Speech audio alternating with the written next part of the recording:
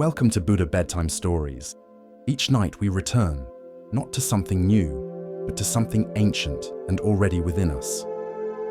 Tonight, you'll hear stories that have traveled through centuries, whispers from Zen masters, monks, and seekers who left behind trails of wisdom like footprints in soft earth.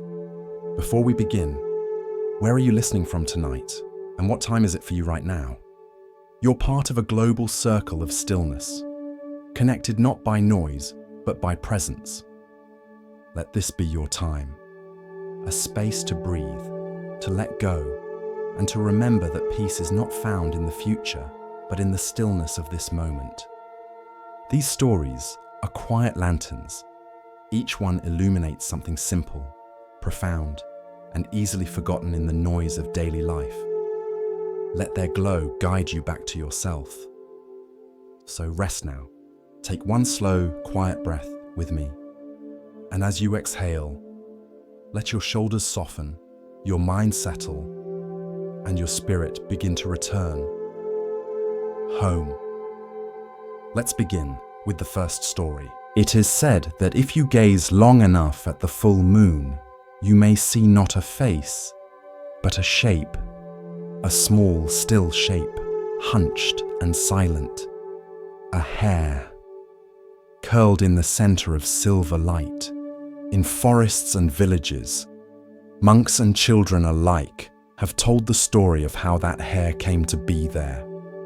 Not for magic, but for meaning. Because once, long ago, when the Buddha lived a life not as a king, not as a sage, but as a simple forest hare, he offered something no other could. The forest in those days was peaceful. The trees were tall and generous, the rivers clear, the days warm, and the nights cool like silk. And in a soft clearing where sunlight filtered through leaves like golden rain, there lived 4 friends: a monkey, an otter, a jackal, and a hare. Each day, they met beneath the same fig tree. They shared stories, laughed together, and vowed to live simply, offering kindness to all creatures. The hare, though smallest, was the quiet heart of the group. He spoke little, but listened well. He never hoarded, never pushed. And his silence made room for the truth in others to unfold. One day, the hare turned to his friends as they sat in the cool shade. "Tomorrow is the holy day," he said softly. "The day of giving. If someone comes to us in need, we must give all we can." The others nodded eagerly. "I will gather fish from the river," said the otter. "I will collect ripe mangoes and figs," said the monkey. "I will steal curdled milk from the village shrine," said the jackal, grinning. The hare said nothing. "What about you?" they asked. He looked down. "I have no fruit, no claws to fish, no cleverness to steal. All I eat is grass." He looked up at the sky. "So, if someone comes in need, I will give them myself." The others fell silent. The wind stirred the fig leaves above them, and somewhere far off, as though moved by the weight of the hare's words, the world shifted. That night, as stars bloomed across the sky, the great deity Chakra, ruler of the heavens, heard of the hare's vow. He was curious. Among all the creatures, who would truly give without pride? Who would offer not for reward, but for love? So Chakra descended to earth, not in thunder or gold, but disguised as an old, starving hermit, his robe tattered, his hands trembling with hunger.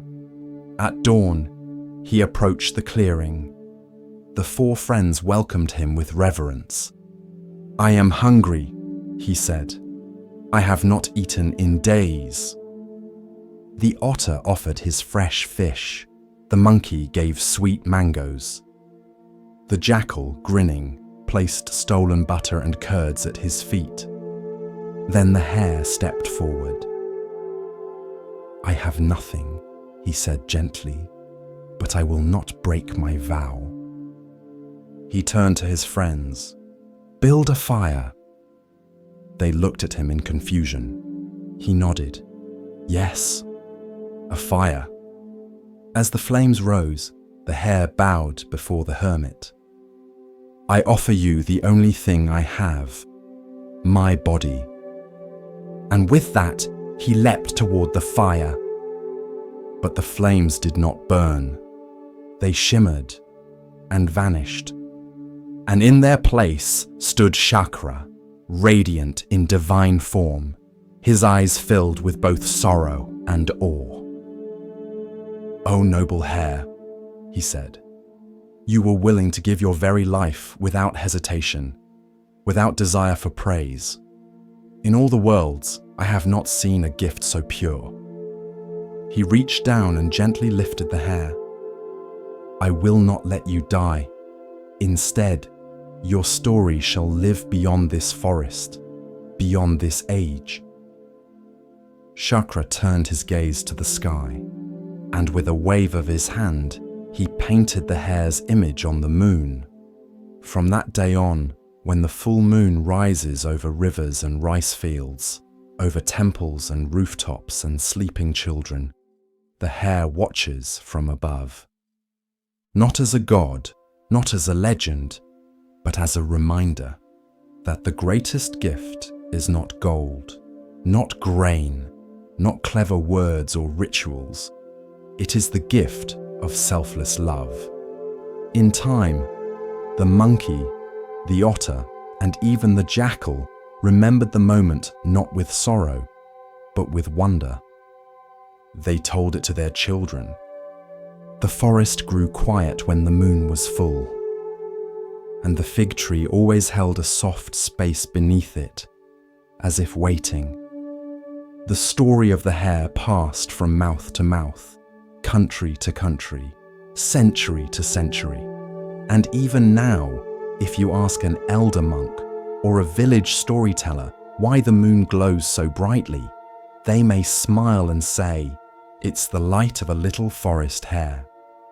Still giving, still watching, still reminding us what it means to love completely. Because generosity is not measured in size, but in sincerity. And there is no gift greater than offering your whole self, freely, without fear. Not for recognition, but because it is right. A house stood at the edge of a quiet village. It wasn't grand. Its roof sagged a little. Its floorboards creaked, but the door was always open, and those who passed by often entered. One day, a traveler knocked. His shoulders were tight with worry, his breath short. He clutched his bag like it held every mistake he'd ever made. The host opened the door and smiled. "Come in," she said gently. "No judgment here, just tea and a place to rest." The next morning, the traveler left, but soon another came, this time angry. Fists clenched, jaw locked. The host welcomed him too, showed him to a chair by the fire, listened to him shout, cry, fall silent, then gave him warm bread without asking why he was so upset. They kept coming. Joy danced through the garden one spring afternoon, barefoot and laughing. Grief followed days later, slow, grey, soaking wet from a sudden storm. Loneliness showed up in the middle of the night, shivering. Hope arrived unexpectedly, glowing faintly. Fear sometimes knocked twice in one day. Still, the host opened the door every time. One evening, a boy from the village asked, "Why'd you let them all in? Even the scary ones?" The host looked at the boy and said, "Because this house is a guest house, and all emotions are guests. They arrive, they stay, they leave. None of them are me." This story comes from an old Sufi poem by Rumi, beloved also in Buddhist circles. It teaches what meditation often reveals. You are not your emotions. You are the one who notices them, who makes space, who lets them pass through. Anger is not wrong. It is a guest, sometimes loud, sometimes dangerous. But it comes bearing messages, and if you slam the door in its face, it breaks in through the window. Sadness is not weakness.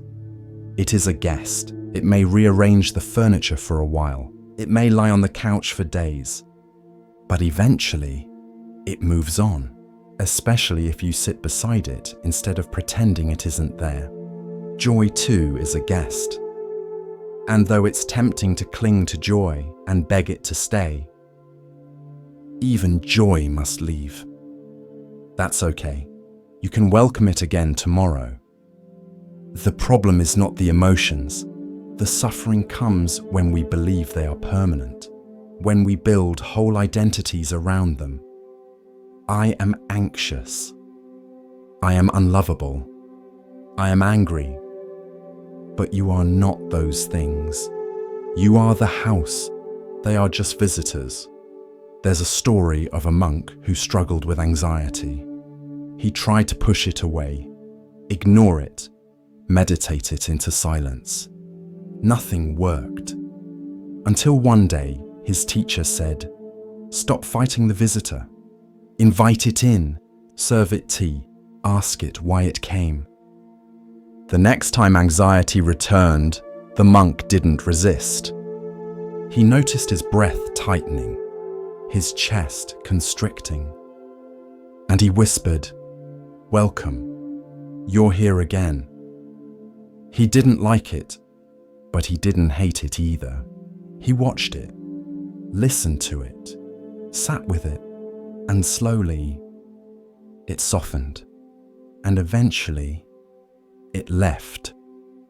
This is what it means to live as a guest house, to offer your presence, your kindness, your non-attachment to whatever arises.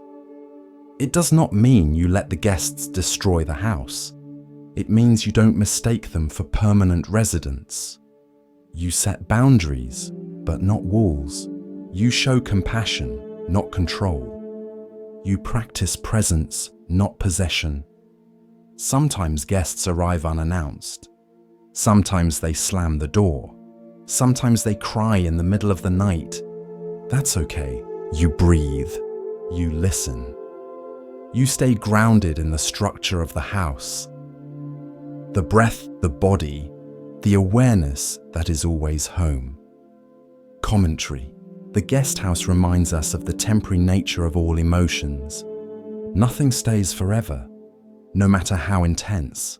And by opening the door instead of guarding it with fear or shame, we reclaim something powerful.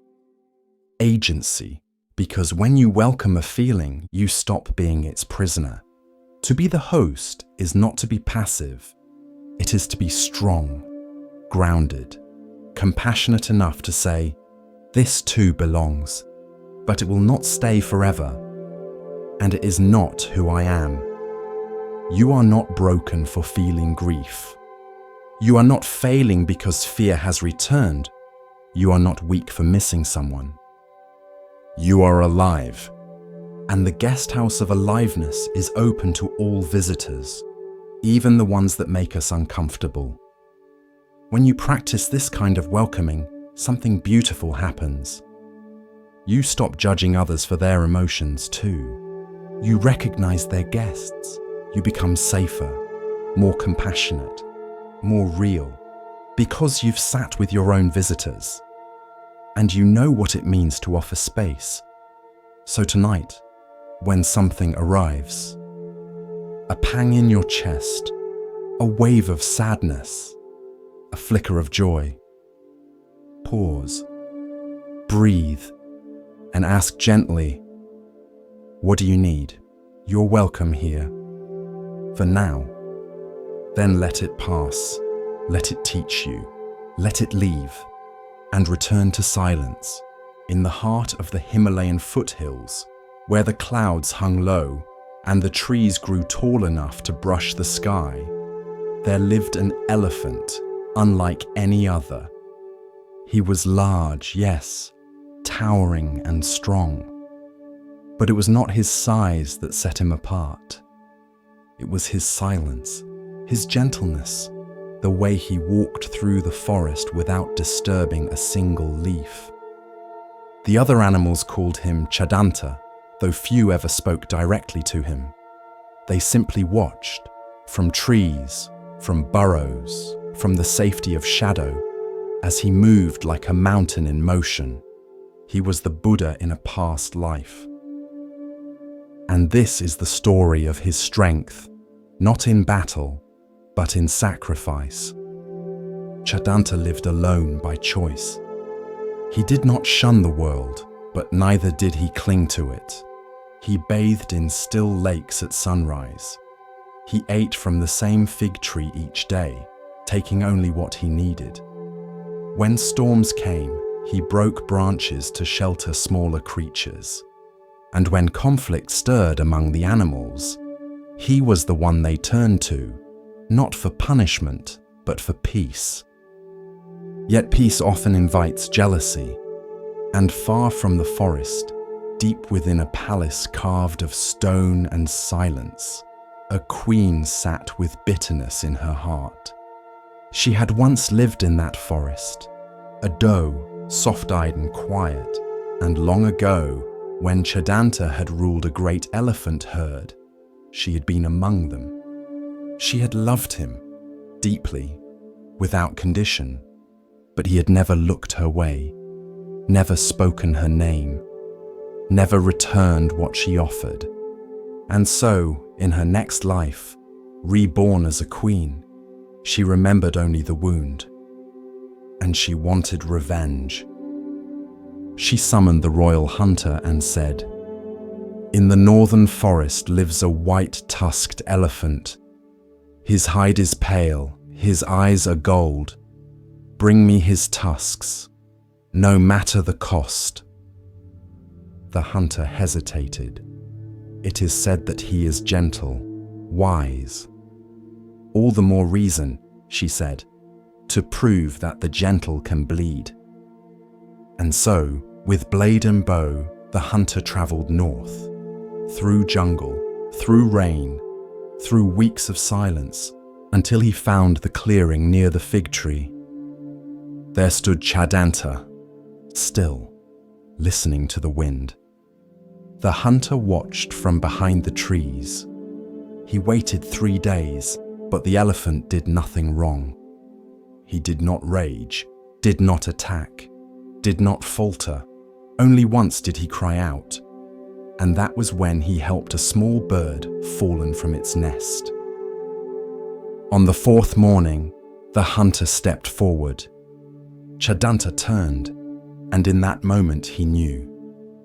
He saw the blade, saw the sorrow, saw the karma rising like fog. And yet, he did not move. "You have come for my tusks," he said. The hunter froze. "How did you—" "I remember," Chadanta said. "She was hurt. She never let it go." The wind stirred the trees. The lake nearby rippled. "I will not fight you," he said. "Take what you came for."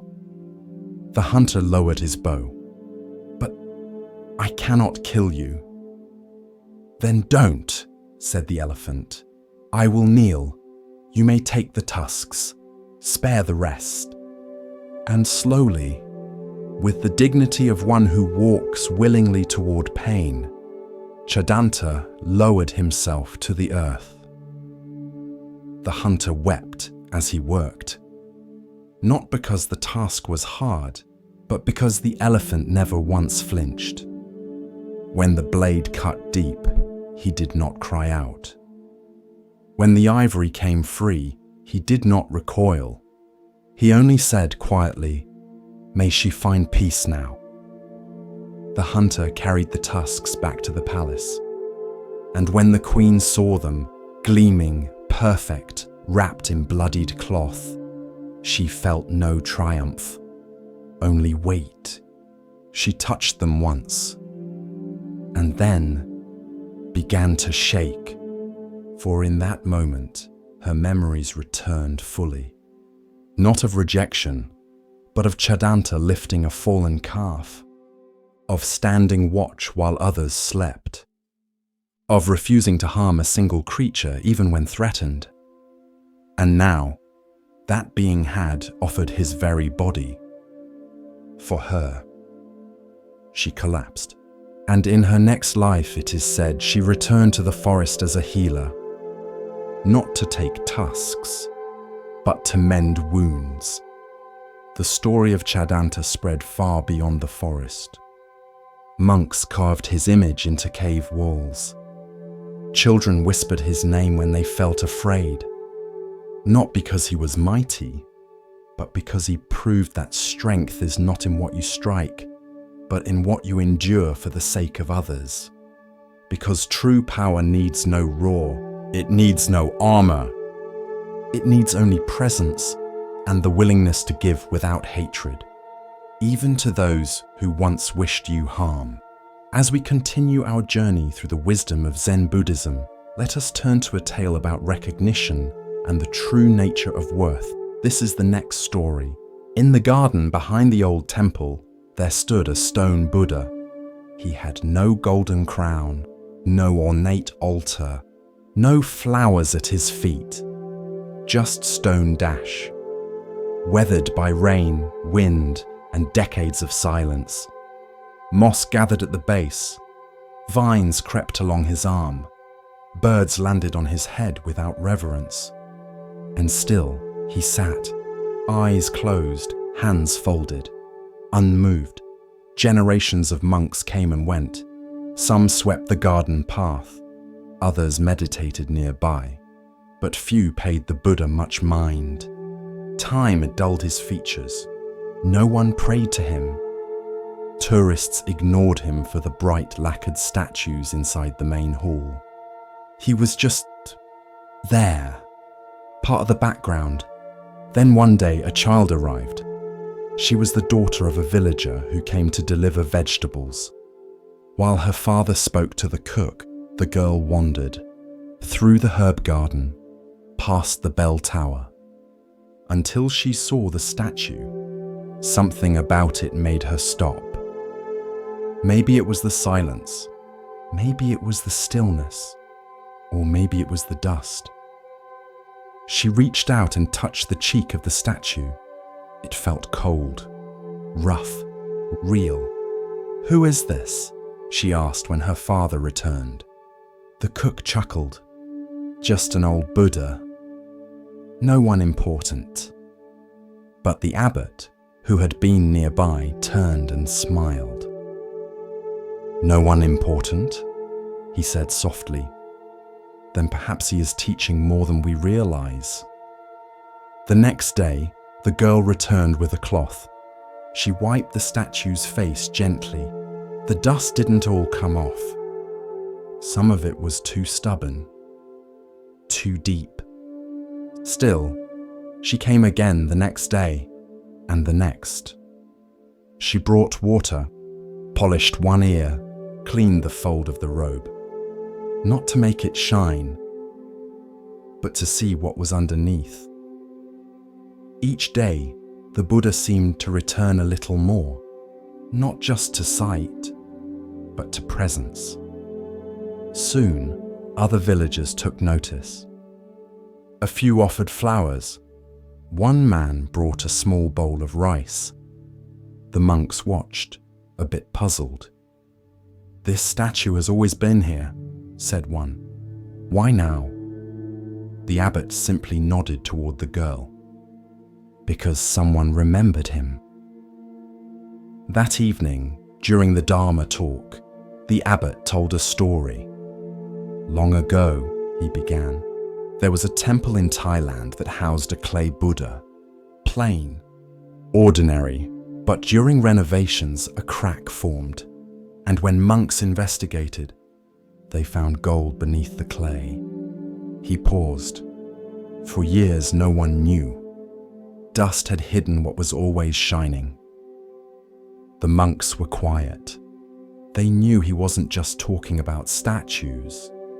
We forget, the abbot continued, that beneath the dust of routine, of failure, of labels and years, there is gold.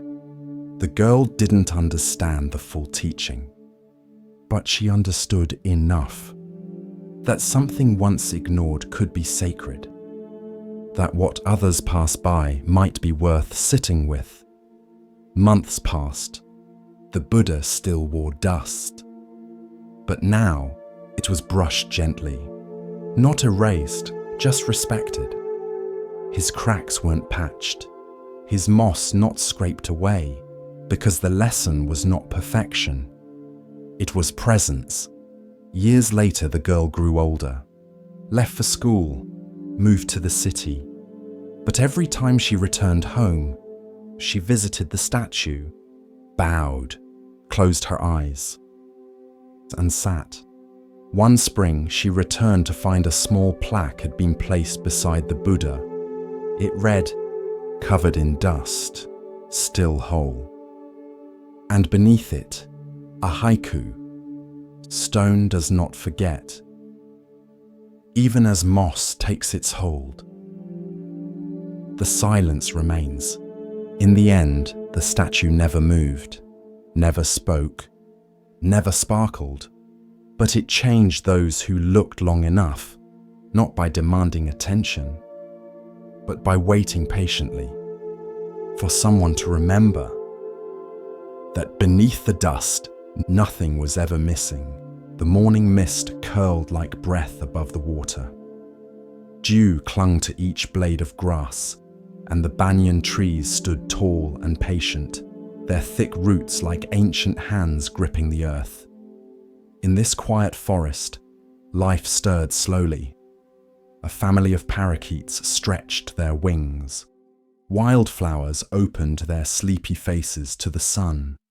And by the bend of a river, beneath the shade of a great banyan tree, grazed a herd of deer. Their leader was not the strongest in muscle, nor the swiftest in hoof, but in his eyes was a calm that held the wisdom of many lifetimes. He was the Buddha in a past life. And he was known as the banyan deer. He led not with fear, but with gentleness. When predators lurked, he guided the herd with silence and grace. When floods came, he taught them how to move with the water, not against it. And when food was scarce, he gave the youngest and oldest the first share. Even the wind seemed to part for him. But harmony rarely goes unnoticed for long. Not far beyond the forest, a new king had risen. Young, proud, hungry for grandeur. One morning, as he bathed in a river near the forest edge, a golden mango floated past. He took a bite and paused. The taste was unlike any fruit he had ever known, honeyed, rich, alive. "Where did this come from?" he asked. A servant replied, "From deep in the forest, sire, a grove the deer protect." The king stood. "Then I must have it." With drums and banners, he marched into the trees. His men cleared paths, felled smaller growth, and drove the deer into a vast enclosed reserve. The mango tree was surrounded, the forest taken. The deer were trapped. To amuse himself, the king began a game. Each day, a deer would be chosen to die, for his hunt, for his table, for sport. The deer grew restless. Mothers wept. Fawns shivered in the tall grass. Panic spread like fire. But the banyan deer did not run. He stepped forward and bowed before the king. "Great ruler," he said softly, "let there be order to our suffering. We will offer one deer each day, willing, calm, so the others may live in peace." The king, amused, agreed. A list was drawn. 1 deer per day, alternating between herds. No chase, no screams, just quiet death. And so it went. Until one morning, a young doe was chosen. She was from another herd, led by a different chief. But when her turn came, she did not arrive alone. She brought her fawn, still wobbling on its legs, eyes wide, breath quick with fear. The doe knelt before the banyan deer. "I do not come to beg for myself," she said, "but for my child. He cannot feed without me. He cannot yet graze. If I die today, he dies too." She lowered her head. "I ask not for escape, only for time. Let another go in my place, just until he learns to eat." The banyan deer looked at her, then at the fawn, then at the sky, and without a word he turned, walked to the river's edge, and stepped onto the path that led to the palace. The guards, now familiar with his presence, let him pass. The king sat on his marble seat, polishing the tip of his spear. "You again," he said. "What is it now?" The banyan deer bowed low. "I come to take her place." The king raised an eyebrow. "She is not from your herd. I know. She is not your responsibility." "She is a mother." The king laughed. "Then let her king speak for her." He did not. "And why you?" "Because I can." A silence fell between them. The king studied the deer, the steady breath, the lowered gaze, the quiet strength. "You would give your life for a stranger." "I do not see strangers," said the deer. "Only lives, only suffering, only the chance to spare it." The king leaned back. "Tell me, banyan deer, are you not afraid?" The deer looked up, calm as still water. "I am not afraid to die. I am only afraid to forget compassion." Something shifted in the room, a hush deeper than silence. The king stood, and for the first time in many days, he put down his spear. "No more," he said. "No more blood, no more names drawn, no more quiet lines of sacrifice." He turned to his guards. "Let them go. All of them." That evening, the forest rang with a sound it had not heard in weeks. Joy. Deer ran free beneath the banyan branches. Mothers called their young. The wind moved through the trees without the scent of fear. And at the center of it all stood the banyan deer, watching not with pride, but with peace. In years to come, the king would be remembered as one who changed, not through conquest, but through listening. He had come for mangoes and left with something far sweeter. And the deer who gave up his place without hesitation, he would live on in paintings, in prayers, in stories whispered to children before sleep. Not because he was noble, but because he saw no difference between himself and the one who wept. Because real compassion does not ask, "Is this my problem?" It says, "If it hurts you, it touches me." And in that truth, we are all the same. In one hand, he carries a book, the Prajnaparamita Sutra, the perfection of wisdom. In the other, he wields a sword, long, luminous, and aflame with clarity. He rides a lion, not to show power, but to symbolize the fearlessness of insight. This is Manjushri, the bodhisattva of wisdom, where Avalokiteshvara brings compassion, where Samantabhadra brings vow and action. Manjushri brings the sharp, radiant truth. His name means gentle glory, but his wisdom is not soft. It does not comfort. It cuts. It slices through illusion with the precision of a blade honed on silence. The sword he carries is not for battle. It is for discernment. It separates appearance from reality, self from no self, thought from knowing.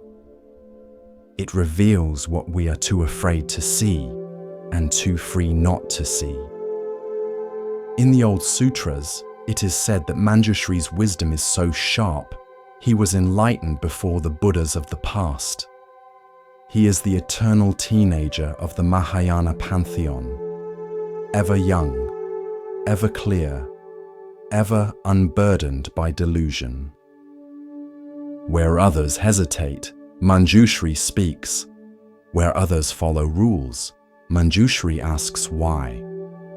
Where others cling to views, Manjushri lets go, again and again and again. One day a monk asked him, "What is the nature of ultimate reality?" And Manjushri drew his sword in the air, then lowered it slowly, as if slicing through something invisible. That was his answer.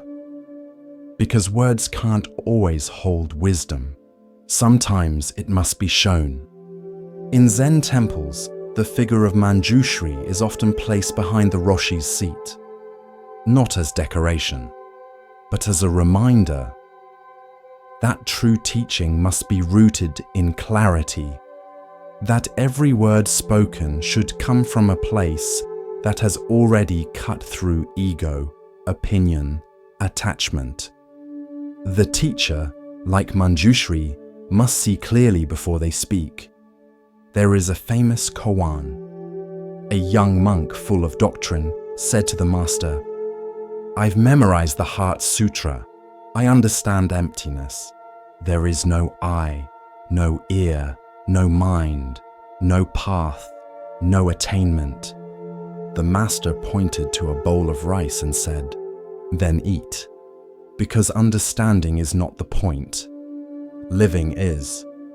This is what Manjushri teaches, wisdom that is not locked in scriptures, but embodied, applied, lived. The sword is not aggressive, it is necessary to wake us, to free us, to carve away the clinging and the confusion until only truth remains. Not an idea, but a mirror with no dust. There's a story told in the mountains. A disciple sat meditating, trying to silence his thoughts. He came to Manjushri in prayer and asked, "Please cut away my illusions." That night, in a dream, Manjushri appeared. He said nothing, only lifted his sword and placed it gently on the disciple's shoulder. Not to strike, but to remind him, the blade is not outside you. It is within. Commentary. Manjushri does not give you answers. He gives you the means to see for yourself. That is his wisdom, not dogma, but discernment. Not belief, but perception stripped of filter. The sword cuts two ways. It cuts through ignorance, but also through comfort. It forces us to ask, what have I built my life on? And what happens when that is no longer solid? Can I let go? Can I breathe? Even when the ground beneath me vanishes. Wisdom is not knowing more. It is needing less. It is silence that doesn't need applause. It is clarity that does not waver in the dark. It is the ability to sit in confusion and not flinch, to stand before illusion and not bow, to name what is and let go of what is not. The lion Manjushri rides is not a beast of war. It is the mind that has been tamed. The roar is no longer fear. It is the roar of reality unfiltered. The courage to face things as they are. There's a quiet danger in spiritual life. We want wisdom to feel good, to validate us, to comfort the parts of us that ache. But Manjushri reminds us, true wisdom will sometimes hurt. It will dismantle the story we've told ourselves.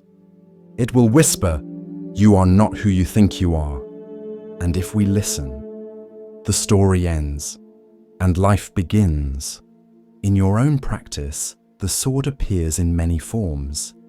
The question you can't answer. The moment you realize you've been wrong.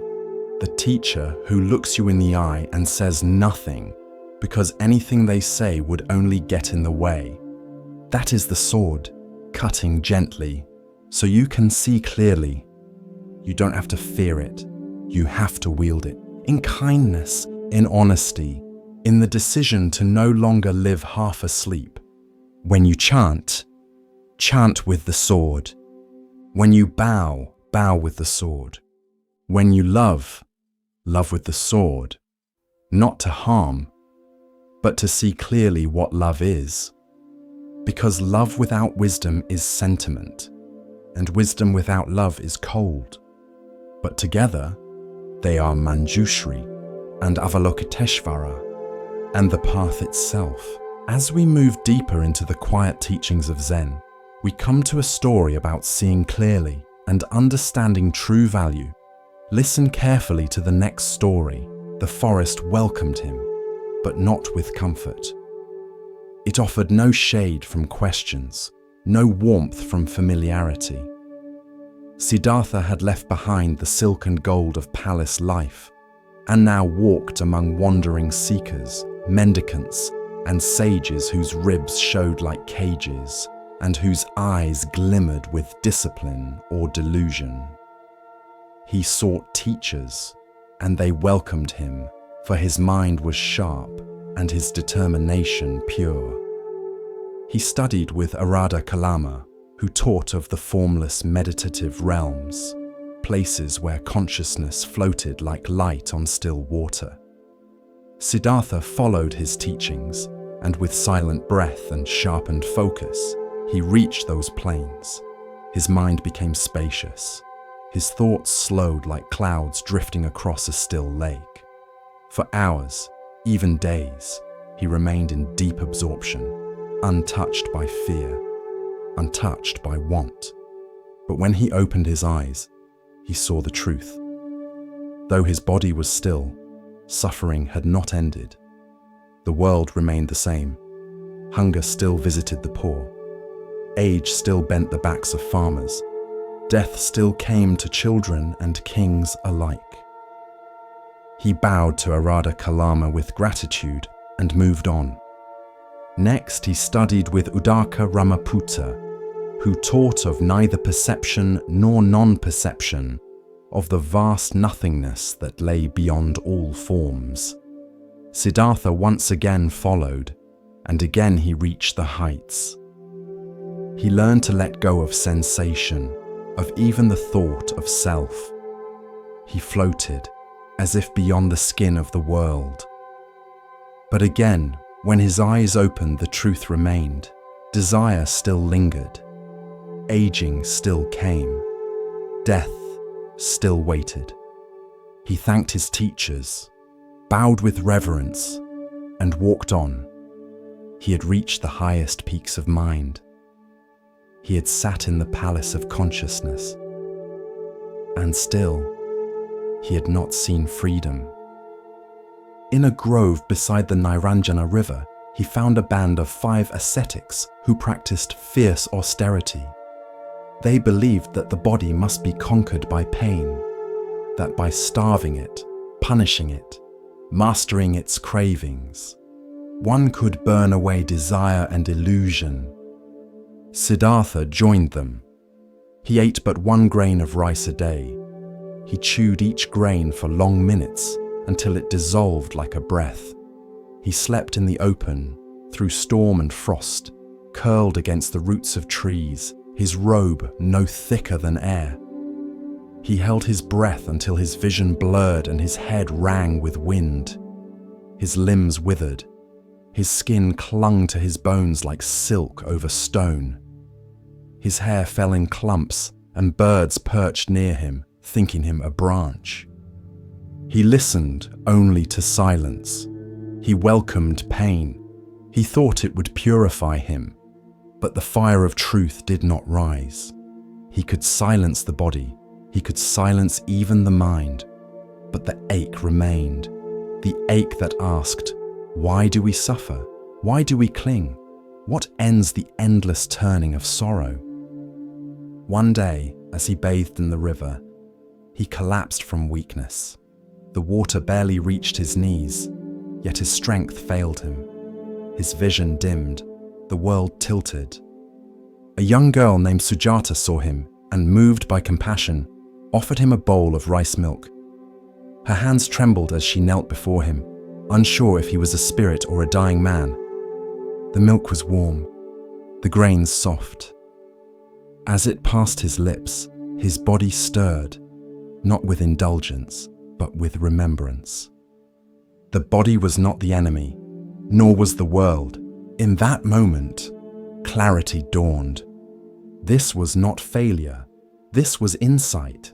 Neither indulgence in luxury, nor torment of the flesh had freed him. He had lived both extremes. He had walked both shores, and both had kept him bound. He would walk the middle way, not soft and yielding, nor rigid and cruel, not drowned in pleasure, nor crushed by pain, but steady, balanced, awake. He stood and walked back to the grove. The 5 ascetics saw the softness in his step, the colour in his cheeks, and they scorned him. He has abandoned the path, they whispered. He has turned back to comfort. But Siddhartha knew better. He did not argue. He did not explain. He simply bowed and walked on. At the edge of the forest stood a great fig tree whose roots plunged deep and whose branches reached like arms toward the sky. Siddhartha looked upon it and knew, here he would sit, here he would wait. He gathered dry grass for a seat. He placed his back to the tree. He crossed his legs, rested his hands in his lap, and drew a deep, even breath. He made a vow. Though my skin withers, though my bones turn to dust, I will not rise from this seat until I find the end of suffering. The sun passed. The moon rose. Birds quieted. Winds stilled. And in the silence the battle began, not with sword or shield, but with doubt and memory, fear and illusion. But that was the next story. For now he sat, still, the seeker who had tasted every path, now ready to look within. The next chapter had begun. The gates of Kapilavastu had not changed. They still stood tall and carved with symbols of victory, still flanked by soldiers in polished armor, still framed by the scent of sandalwood and rose water poured in offering. But the man walking toward them now was not the same prince who once slipped away into the dark, his silks folded neatly beside a sleeping child. He wore no crown, no jewelry, only the ochre robes of a wandering monk, faded by sun and softened by dust. His feet were bare, his hands folded around a simple begging bowl. And though the guards stiffened at the sight of him, there was something in his stillness, his presence, that made them hesitate. "Is that?" one whispered. But the other could not answer. For it had been nearly 7 years since Prince Siddhartha vanished into the forest. 7 years since the kingdom was draped in grief and silence, since King Suddhodana walked the palace gardens alone, since Yasodhara raised their son Rahula beneath the weight of unanswered questions. Now the prince had returned, but not as a prince, not even as a man of the world. He returned as the Buddha, the awakened one. The message reached the palace like a whisper carried on wind. He has returned. In the great hall, King Suddhodana stood without speaking for a long time. Then, with deliberate steps, he left his throne. No guards followed him, no procession was summoned. He walked alone down the long stone corridor, past the memories carved into every wall. He found Siddhartha standing beneath the Bodhi tree that had been planted in the garden long ago. It was not the Bodhi tree, but it cast the same kind of peace, broad shade, dappled light, and the hush of old leaves. Father and son faced each other, one with hair white as ash and eyes heavy with time, the other with a shaven head and a face so calm it made the air feel still. "You left without a word," the king said at last, his voice steady but thick. "I had no words," the Buddha replied, "only the question. And now you return with answers. I return with understanding. Not to rule, but to teach. Not to reclaim, but to share." The king looked at him long and deeply, as if trying to trace the child he once cradled, the young man who rode out in golden chariots, the son who vanished like a dream before dawn. At last, the king nodded. "Then let your mother see you, and let the boy." Yasodhara did not run to meet him. She did not cry. She did not fall to her knees. She stood in the doorway of the inner chamber, her sari plain, her hair pulled back, her face worn not with age, but with waiting. "I knew," she said quietly. "I knew you had not died." The Buddha lowered his gaze. "I died to what I was," he said, "so that I could be born to what is." "And us?" she asked. "What are we now?" He stepped closer but did not reach out. The rules of a renunciant were clear. No touch, no home, no possession, and yet his eyes held something that made her breath catch. An ache, a reverence, a peace deeper than comfort. "I carry you with me," he said, "not in desire, but in truth. In knowing that even love must be freed from clinging to shine in full."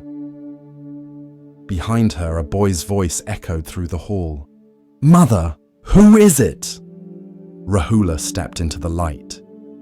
He was 7, just tall enough to look up with question, just old enough to sense what was unspoken. His eyes, so like his father's, widened as he saw the man in robes. He looked at his mother, then back at the man. "Is this?" Yasodhara nodded slowly. "This is your father." The boy approached carefully, drawn not by familiarity, but by gravity. The Buddha knelt, bringing his eyes level with the child's. Rahula looked at the robes, at the bowl, at the bare feet, dusty and calloused. "You are a king," the boy said. "I was," the Buddha replied, "but everyone says you will always be a king. I have chosen another path." "Why?" The Buddha did not speak right away. Instead, he looked at Rahula, not with the eyes of a father returning, but with the gaze of one who sees the seeds of suffering in even the smallest questions. "To be a king is to protect borders," he said. "But the greatest kingdom is not land, It is the mind. I left to master that realm and to help others do the same. Rahula stared at him, then reached out, tentatively, silently, and touched the bowl in his father's hands. Are you hungry? I eat only what is given freely. The boy blinked. I'll give. The next morning, as sunlight touched the eastern gate, the people of Kapilavastu gathered in the streets. They had heard. They had whispered. Some had doubted. Others had hoped. Now they saw.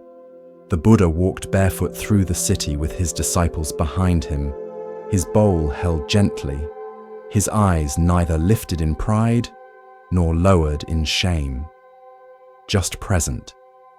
And beside him, a small boy walked, his steps careful, his face solemn. Who is that? People whispered. That is his son, someone said. That is Rahula. When the procession reached the palace gates again, Rahula turned to his mother. I want to go with him, he said. Yasodhara's heart trembled. You are still young, she whispered. You have not seen the world.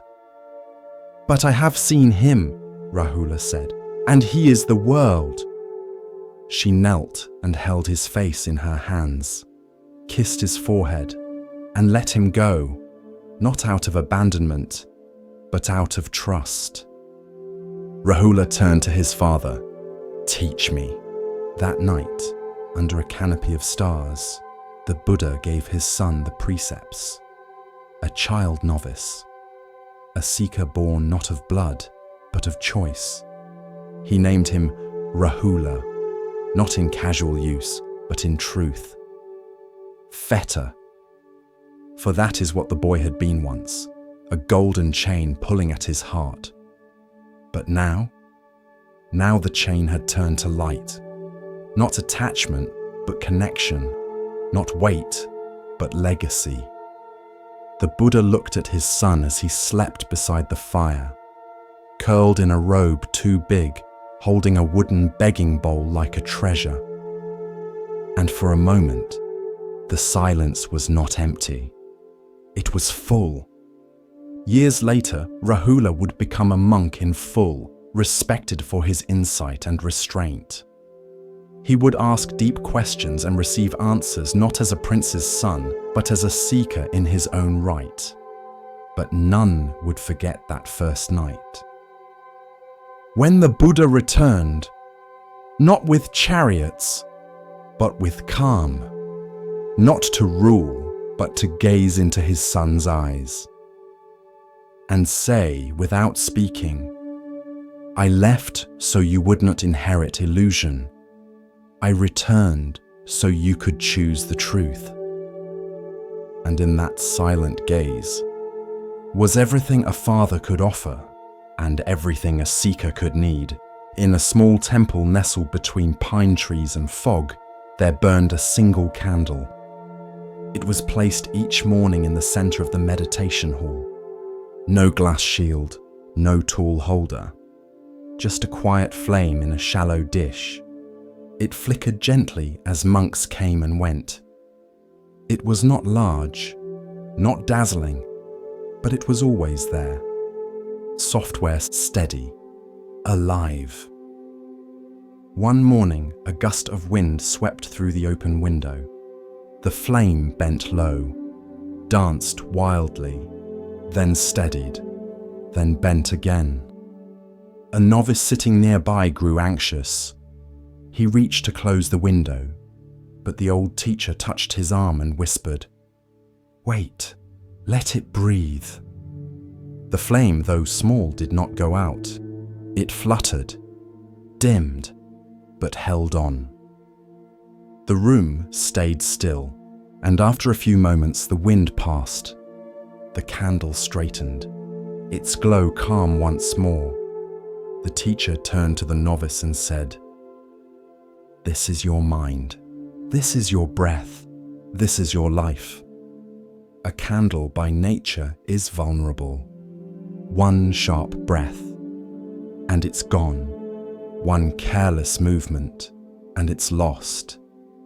But that fragility is also its power, because the candle doesn't resist the wind. It doesn't fight to stay lit. It simply responds, bows, sways, returns.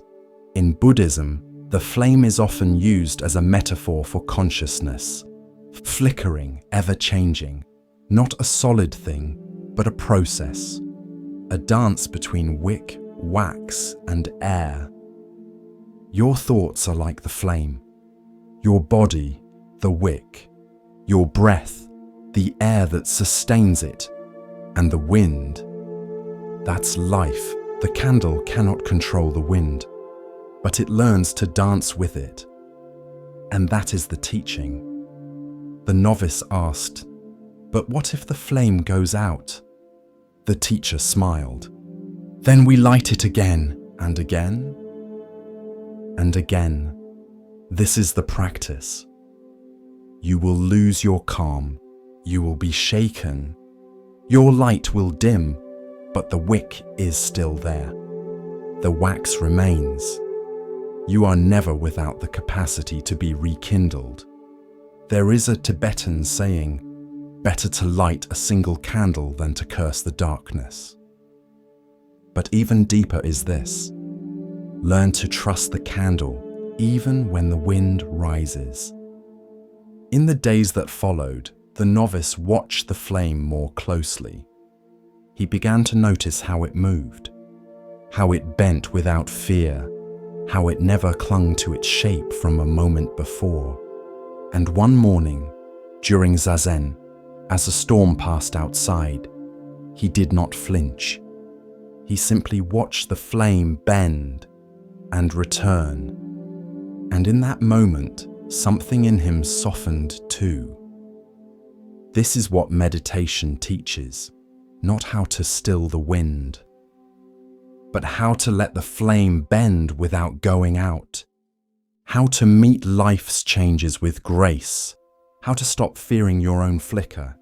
Grief is a wind, so is joy, so is anger, so is love. You cannot block the breeze without also losing the air you need to burn. You must stay open, even when it stings. Especially then, commentary. The Candle and the Wind is not a story about fragility alone. It's about resilience without resistance. It's about remaining warm, soft, and lit, even when the conditions shift. Even when nothing stays steady but your own willingness to begin again. We often think strength looks like staying the same. But sometimes strength is in swaying, in letting go, in trusting that the flame inside you is not so easily put out. You do not need to burn like a bonfire. You only need to glow enough to see your next step, to offer light to the person beside you, to remind the darkness, I am still here. The teacher once said, "A candle gives all it has, and still the world is warmed by its passing. So be the candle. Even if your light flickers, even if no one sees, even if the wind blows harder tomorrow, burn anyway, not for show, but because this is who you are." With each step on the Zen path, a new lesson unfolds. Now we turn to a story about recognition, of self, of others, and of what truly matters. Listen carefully to the next story. It happened in the monastery courtyard.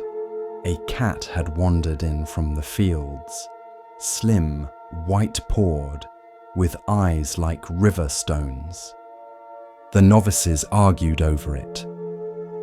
"Let it stay," said one group. "It brings joy. We feed it. It purrs. It lives among us." "No," said the other group. "It distracts us during Zazen. It chases the sparrows. It has no place in a temple of silence." The voices rose. One claimed compassion. Another claimed discipline. Both believed they were right, but neither listened. And so they argued, loudly, endlessly, until the abbot, Master Nansen, appeared. He said nothing at first. He looked at the cat, then at the monks, then back at the cat.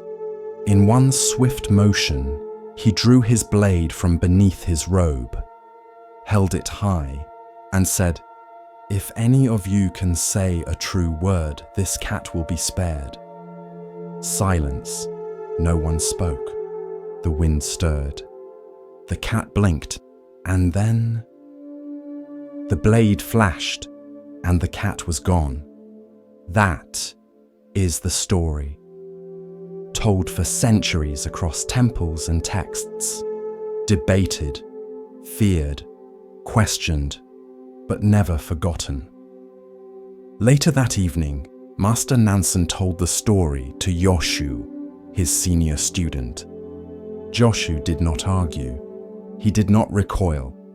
He simply took off his sandals, placed them on his head, and walked out of the room. Nansen smiled. "If you had been there," he said, "the cat would have lived." What does it mean? Why such violence? Why the silence? Why would a master of compassion raise a blade? And why was Yoshu's nonsense, putting sandals on his head? The answer Nansen was waiting for. This is not a story about a cat. It is a story about attachment to views, about how quickly the mind clings to being right, how debates, even over seemingly noble things like kindness or rules, can become distractions. The monks thought they were arguing about the cat, but really, they were arguing from ego, from the illusion of my view versus yours. And Nansen saw it, in their noise, in their stubbornness, in their refusal to let go. He saw a sickness, and he responded not with teaching, not with reasoning, but with cutting. In Zen, cutting is not always physical. It is the sudden strike that breaks the mind free from duality. It is the moment the raft is kicked away, because it's become another attachment. It is the sharpness that leads to stillness, like a thunderclap that silences thought, like a stone thrown into still water, breaking the surface so deeply that the ripples stop altogether. The blade in this story is not just steel. It is a mirror, and what it reflects is uncomfortable, because the cat is not just a cat. It is that which we cling to while pretending to care. It is the debate that becomes a disguise for control. It is the idea of rightness that replaces actual presence. When Nansen raised the sword and said, "Say a true word," he wasn't asking for logic. He wasn't asking for poetry. He was asking for being, for someone to drop the debate, to step beyond language, to show life, not defend it. No one spoke. Not because they didn't know the answer, but because they were still stuck in thinking, still stuck in sides, still holding on. But Joshu, when he heard the story, he didn't try to argue it. He didn't try to defend the monks or condemn the master. He didn't even say a word. He simply placed his sandals, dusty, humble, ordinary, on his head, and walked out. Nonsense? Perhaps, or perhaps, a true word without speech. A gesture so absurd that it shattered meaning altogether. No logic, no stance, just presence breaking form, just action beyond thought, just emptiness wearing a shoe. Nansen smiled, because truth had finally moved. Not in words, not in argument, but in surrender, commentary. This koan disturbs many, because it seems violent. But Zen does not condone cruelty. It uses imagery not to glorify pain, but to jolt the mind awake. The cat is not the victim. The cat is everything we refuse to let go of while pretending we've let go. Your opinions, your need to win, your identification with spiritual knowledge. The cat is the argument that's gone on too long. The debate over kindness that's become unkind. The need to control the uncontrollable. And Nansen sees that no answer can reach those trapped in duality. Only a cut. Only a break. Only a moment so sharp that the mind has no time to resist. Zen is not safe. Not because it is cruel, but because it does not protect your illusions. It won't nod along to your spiritual ego. It won't politely entertain your ideas about Zen. It will instead hold up the blade, not to harm you, but to cut away what you're not, so that what remains is true. You cannot think your way out of illusion. Sometimes you have to shock yourself awake to see the cat, to see the blade, to see the silence after both are gone, and then to walk out of the room with sandals on your head. Because in that moment, nothing makes sense. And finally, you begin to see, in a quiet village by the sea, there lived an old potter. His hands were calloused from decades at the wheel. His workshop was small, bare walls, a low fire, and shelves filled with cups and bowls in every stage of becoming. People came from faraway towns to buy his pottery, not because it was flawless, but because it wasn't. Each piece had a tiny flaw, an uneven lip, a swirl in the glaze, a hairline crack sealed with gold. They were beautiful, but never perfect. One day, a student came to learn. She had steady hands, a precise eye, and a longing for perfection. The old potter gave her clay and pointed to the wheel. She worked hard, every day. Her bowls were smooth, her cups symmetrical, but the old man never praised them. She grew frustrated. "What am I doing wrong?" she asked. The potter picked up one of her perfect cups and held it to the light, then gently set it down. "Nothing," he said. "It's beautiful, but it does not speak." She blinked. "Speak?" He nodded. "True beauty, whispers of time, of change, of the hands that shaped it, of the cracks that taught it to hold." Then he handed her a chipped teacup, lined with a golden seam where the crack had been mended. "Look again," he said, and she did. The crack shimmered like morning light across water. It didn't ruin the cup. It revealed it. It gave it history. It made it whole in a different way. This is the heart of the teaching, wabi-sabi, the beauty of imperfection, the quiet wisdom of things that do not last, the grace of the incomplete.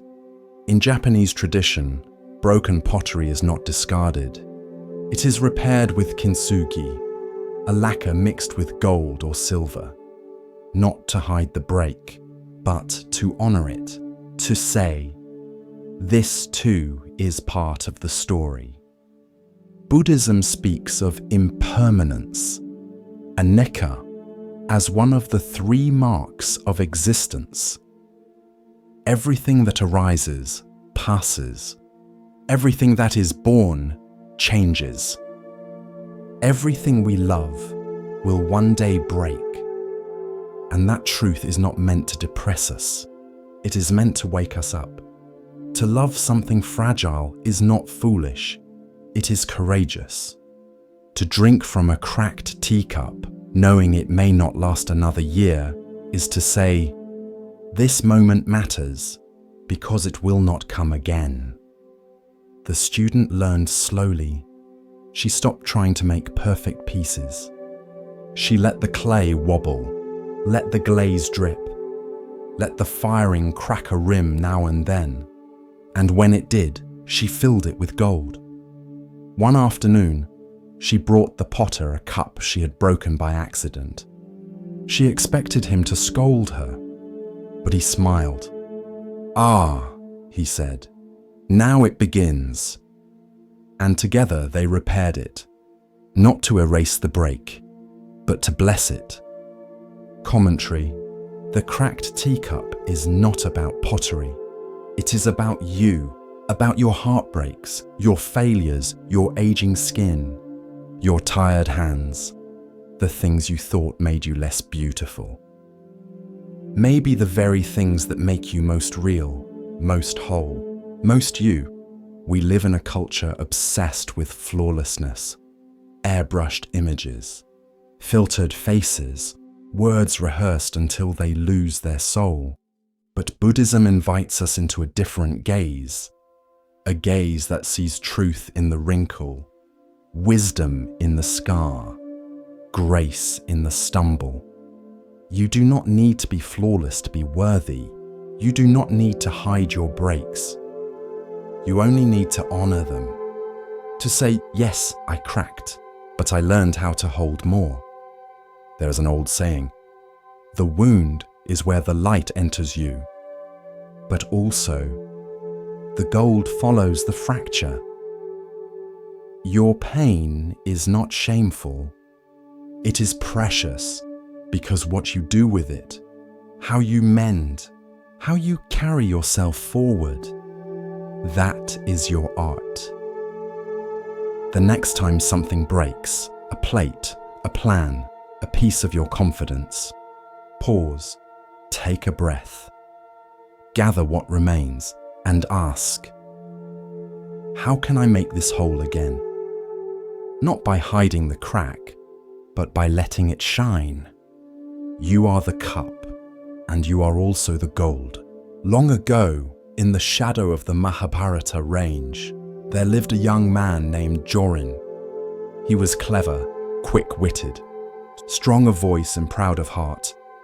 But Jorin carried something deeper, an anger that lived just beneath his skin, not always cruel, but sharp, like a wind that turned cold without warning. One day, after an argument with his father, Jorin stormed out of their stone cottage and began climbing the mountain trail above their village. "I don't need anyone," he shouted at the trees. But the forest only rustled in reply. He climbed higher until the air turned thin and the path narrowed to rock and dust. At the highest ridge, he stopped and yelled into the vastness below, "I hate you!" The words bounced off stone, and to his surprise, the mountain answered, "I hate you! I hate you!" The echo rang out across the cliffs, his own voice thrown back at him. Jorin blinked. He had never heard the mountain speak before. Curious, he cupped his hands again. "You're a fool!" The echo answered, "You're a fool, a fool." Now he laughed nervously. Then, hesitantly, he tried, "I love you." And again the valley responded, "I love you. Love you." His voice returned, but changed by the silence it passed through. Jorin stood there for a long time, the cold wind tugging at his sleeves, the vastness of the world pressing in. And then he turned back down the path, but quieter than before. This is the story of karma, of how what we send out returns. Commentary. In Sanskrit, karma means action, but not just physical action. Also thought, speech, intention. Each one plants a seed. And those seeds, over time, bear fruit, not as punishment, not as reward, but as response. Like an echo. The mountain did not decide to insult Jorin. It simply returned what was given. This is the truth of karma. The world is not judging you. It is reflecting you. The Buddha once said, "With our thoughts, we make the world." Speak or act with a pure mind, and happiness follows you, like a shadow that never leaves. Most people think karma is about fate, but it's not. Karma is not what happens to you.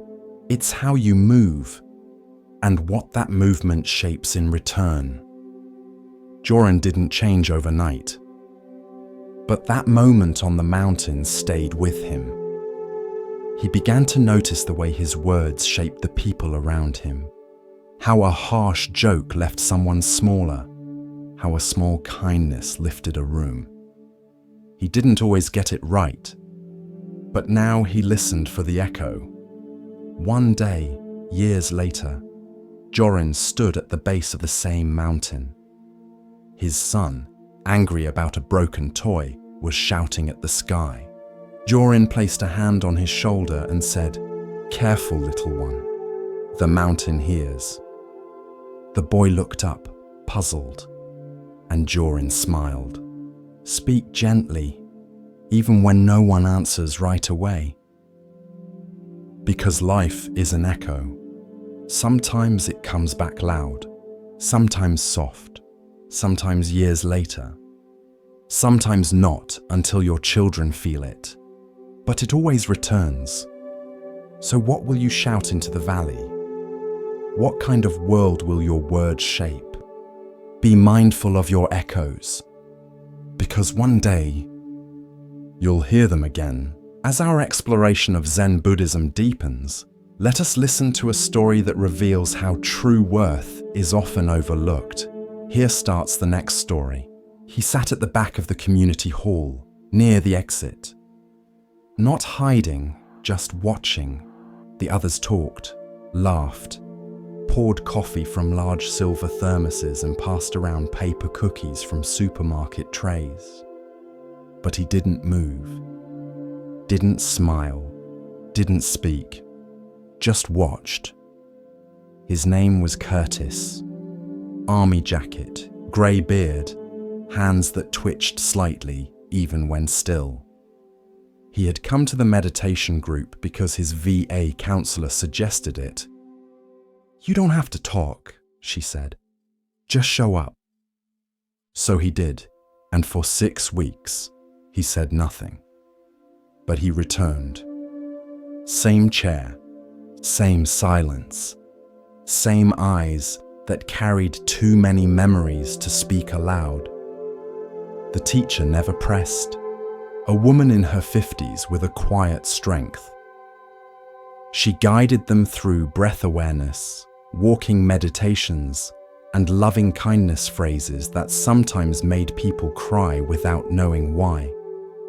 Curtis never joined the group circle, never chanted, but he always listened. This is not a story about what was said. It's a story about the space that held what could not be said. One evening, during a guided meditation, the teacher said, "Imagine someone you've never forgiven. Now imagine letting go, not for them, but for your own peace." Curtis's jaw clenched. His breathing grew sharp. Then, it softened. After the session, he didn't leave right away. He walked slowly to the window, looked out at the parking lot lights reflected in puddles, and whispered, "I used to listen for footsteps every night." The teacher said nothing, just turned to stand beside him. Curtis continued, eyes still out the window. "In Iraq, we slept light. One sound, just one, meant someone might die. When I came home, the silence felt louder than the gunfire. She nodded, not with pity, but with understanding. The breath, she said softly, is where the past visits, but does not have to stay. Curtis nodded once, not to agree, but to acknowledge. In Buddhism, there's a concept called the middle way. Not indulgence, not denial, just being with what is without running or pushing. Curtis didn't heal overnight. There was no miracle. But he started walking more, started breathing deeper, started sitting with his pain instead of being swallowed by it.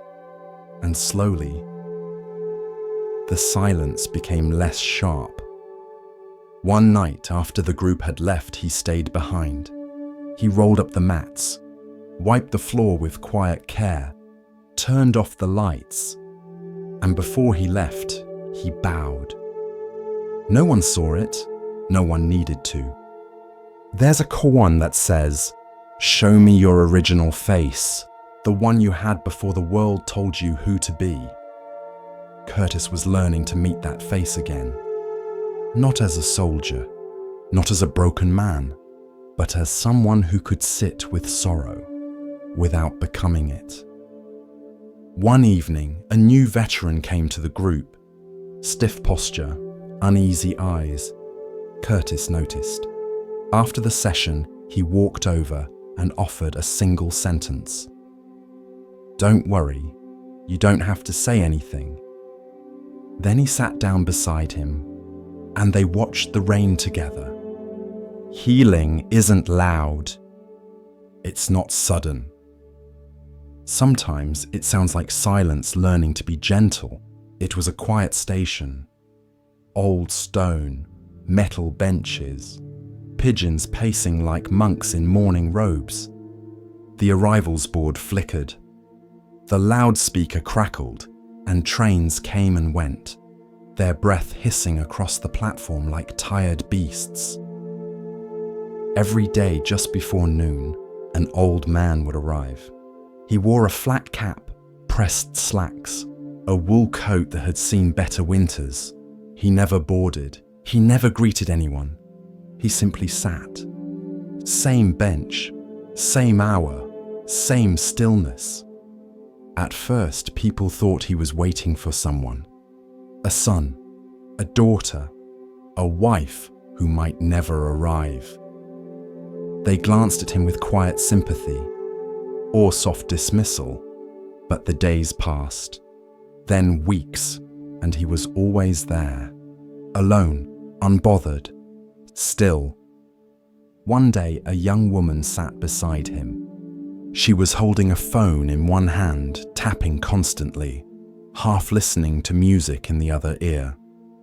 She kept checking the time, fidgeting, breathing shallow. The old man looked out at the tracks, unmoving. After a while, she said, almost without looking, "Who are you waiting for?" He smiled. "Nothing." She blinked. "Then why are you here?" He paused, then nodded toward the platform. To wait. This is the story of presence, of sitting in stillness with no outcome, no expectation, and no rush. Commentary. The world runs on arrival. We hurry to meetings, chase after goals, measure our worth by progress, but in the Dharma, there is no arrival, only presence. The old man wasn't avoiding life. He was stepping into it, minute by minute, footstep by breath, like a bell that rings just once, not to announce anything, but because it can. At first, the young woman scoffed. She muttered, "That's kind of pointless."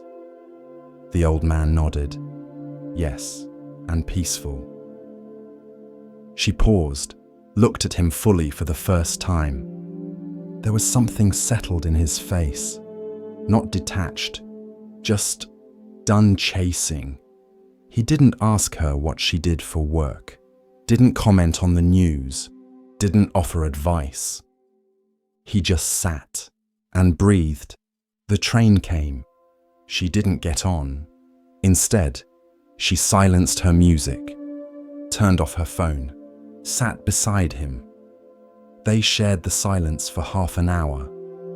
It was the first silence she'd had in weeks.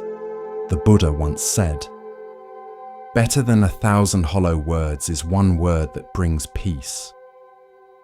The old man said none, and yet peace lingered around him like perfume.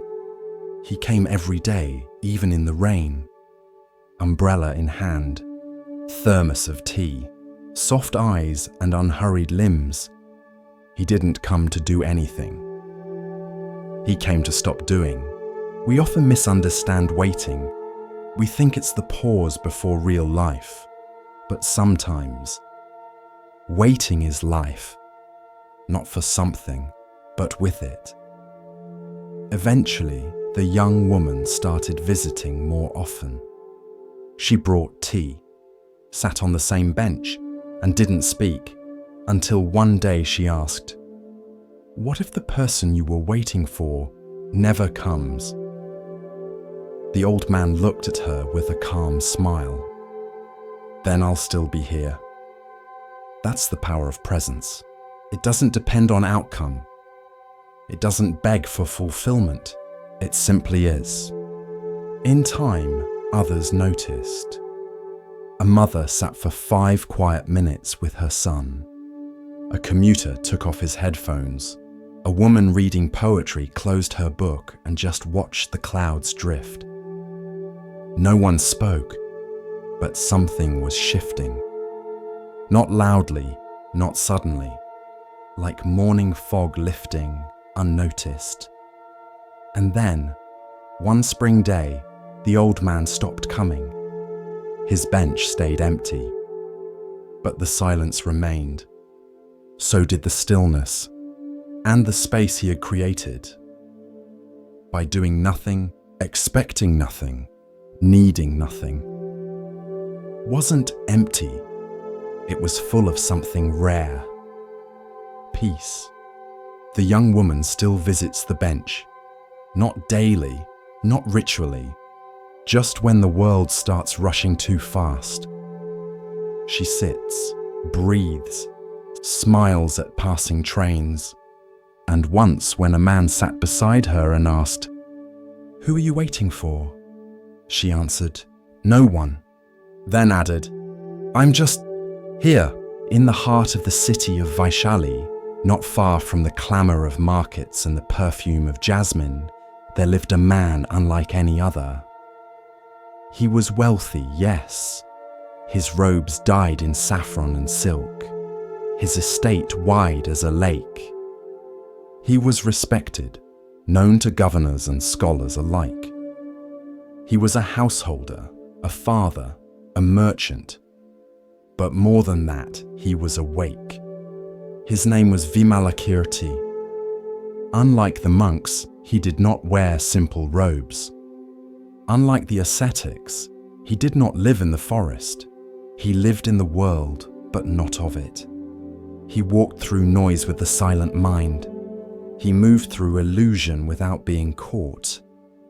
And so his teachings were sharper than sermons. His presence, more disruptive than thunder. One day, it was said that Vimalakirti had fallen ill, not from weakness, but from compassion. He had taken on the sickness of the world so others might awaken. Word reached the Buddha and his disciples, so the Buddha asked, "Who will go and visit the ailing Vimalakirti?" One by one, the great disciples declined. Shariputra, Maudgalyayana, Ananda. Each said, "Master, I cannot. I have debated Vimalakirti before, and I was humbled." Because this layman, this non-monk, non-official, had a clarity that even the great arhats could not match. His words undid your logic. His questions pierced through pride. He was kind, but unshakably sharp. At last the Buddha turned to Manjushri, the Bodhisattva of wisdom, and Manjushri, without hesitation, said, "I will go." So Manjushri entered the city, accompanied by heavenly beings, monks, and devas. He found Vimalakirti reclining on a simple bed beneath a flowering tree. His eyes were calm, his illness invisible, his presence unmistakable. Manjushri bowed. "Venerable one," he said, "how should a bodhisattva view the world?" A simple question. And Vimalakirti answered not with poetry, but with paradox. A bodhisattva views the world as a magician views an illusion, as a dream, as a mirage, as a bubble on water. Manjushri asked again, "What is the root of this illness?" Vimalakirti replied, "The root of my sickness is the sickness of all beings. When they are healed, I will be healed too." And then he began to teach, not with lectures, but with reversals. He said a bodhisattva must live in the world without being trapped by it, must speak without attachment to words, must enter duality in order to transcend it. His home became a Dharma hall, his bed a throne of emptiness. Then came the final deepest question. Manjushri asked, "What is the ultimate teaching of non-duality?" One by one, the assembled bodhisattvas gave answers, each profound, each poetic. They spoke of emptiness, of no birth and no death, of neither here nor there, of neither self nor other. Each spoke in turn, until all had spoken. Then they turned to Vimalakirti and asked, "What is your answer?" Vimalakirti looked at them, smiled, and said, "Nothing." He remained completely silent. No gesture, no word, just presence. And in that moment, the hall fell still. Even the wind paused at the edge of the window. And the bodhisattvas understood, because that, his silence, was the answer. Beyond yes and no, beyond concepts, beyond even the word beyond. Only direct knowing, unspoken and complete. Commentary. The Vimalakirti Sutra is not just a scripture, it is a mirror, held up to the part of us that clings to roles, to robes, to rank, to rhetoric. It reminds us, wisdom is not a matter of appearance, and truth is not always spoken. Vimalakirti was not a monk, but he understood Dharma more deeply than most. He owned property, but was not owned by it. He lived among crowds, but dwelled in emptiness. He used language, but was not trapped by it. And when the time came to speak of non-duality, he let silence do the speaking. Sometimes, silence is escape. But sometimes, it is clarity, not a refusal, but a revelation. A silence so full, it says everything. There's a Zen saying, "When the mouth is closed, the Dharma speaks most clearly." This is what Vimalakirti embodied, the wordless transmission, the truth beyond fingers pointing to moons. In our world, we often rush to speak, to fill the space, to define, to prove. But Vimalakirti teaches, when we stop grasping, when we stop arranging words like armor, what remains is presence. The silence was not empty, it was alive. It was not passive. It was the roar of no self. It dismantled even the idea of someone giving an answer and left only this. You don't have to be a monk to wake up. You don't have to renounce your life. You have to see through it and then live with depth, with clarity, with compassion, from within the illusion while no longer fooled by it. Vimalakirti's room is still here. Every moment you stop trying to win the argument. Every time you stop needing to prove you're wise. Every time you rest in the space before thought. You are sitting beside him, and you are silent too. Continuing along the path of Zen insight, we pause now to hear a teaching about perception and hidden value. Listen carefully to the next story. The midday sun beat down on the monastery grounds, turning the stone paths warm beneath bare feet. A hush lingered under the mango trees, broken only by the soft sweep of a broom or the distant cry of a minor bird. Somewhere in the distance, a pot clinked gently on a wash stone. It was the kind of afternoon that invited stillness. Under the spreading shade of a sala tree, the Buddha sat. His robes were folded neatly, his spine straight yet effortless. His gaze lowered, not in sleep or withdrawal, but in alert peace, like the surface of a quiet pond. From the southern walkway came Malunka, a young monk with a troubled brow. He had once been praised for his intellect, admired for the sharpness of his reasoning. But in recent months, that sharpness had turned inward. Each meditation left him with more questions than silence. He dreamed of stars, of time looping backward, of endless rebirths and impossible beginnings. He had filled scrolls with inquiries. He debated with scholars until his throat ached. But peace never came. And so today, he came to the Buddha. He bowed low. "Blessed One," he said, "I have questions." The Buddha did not speak immediately, but his silence was not dismissive. It was a space, an invitation. Malunka hesitated, then stepped forward. "Is the universe eternal?" he asked. "Is it infinite? Will a Buddha exist after death or vanish like smoke? Is the soul bound or free? Is the world self-created or born of design?"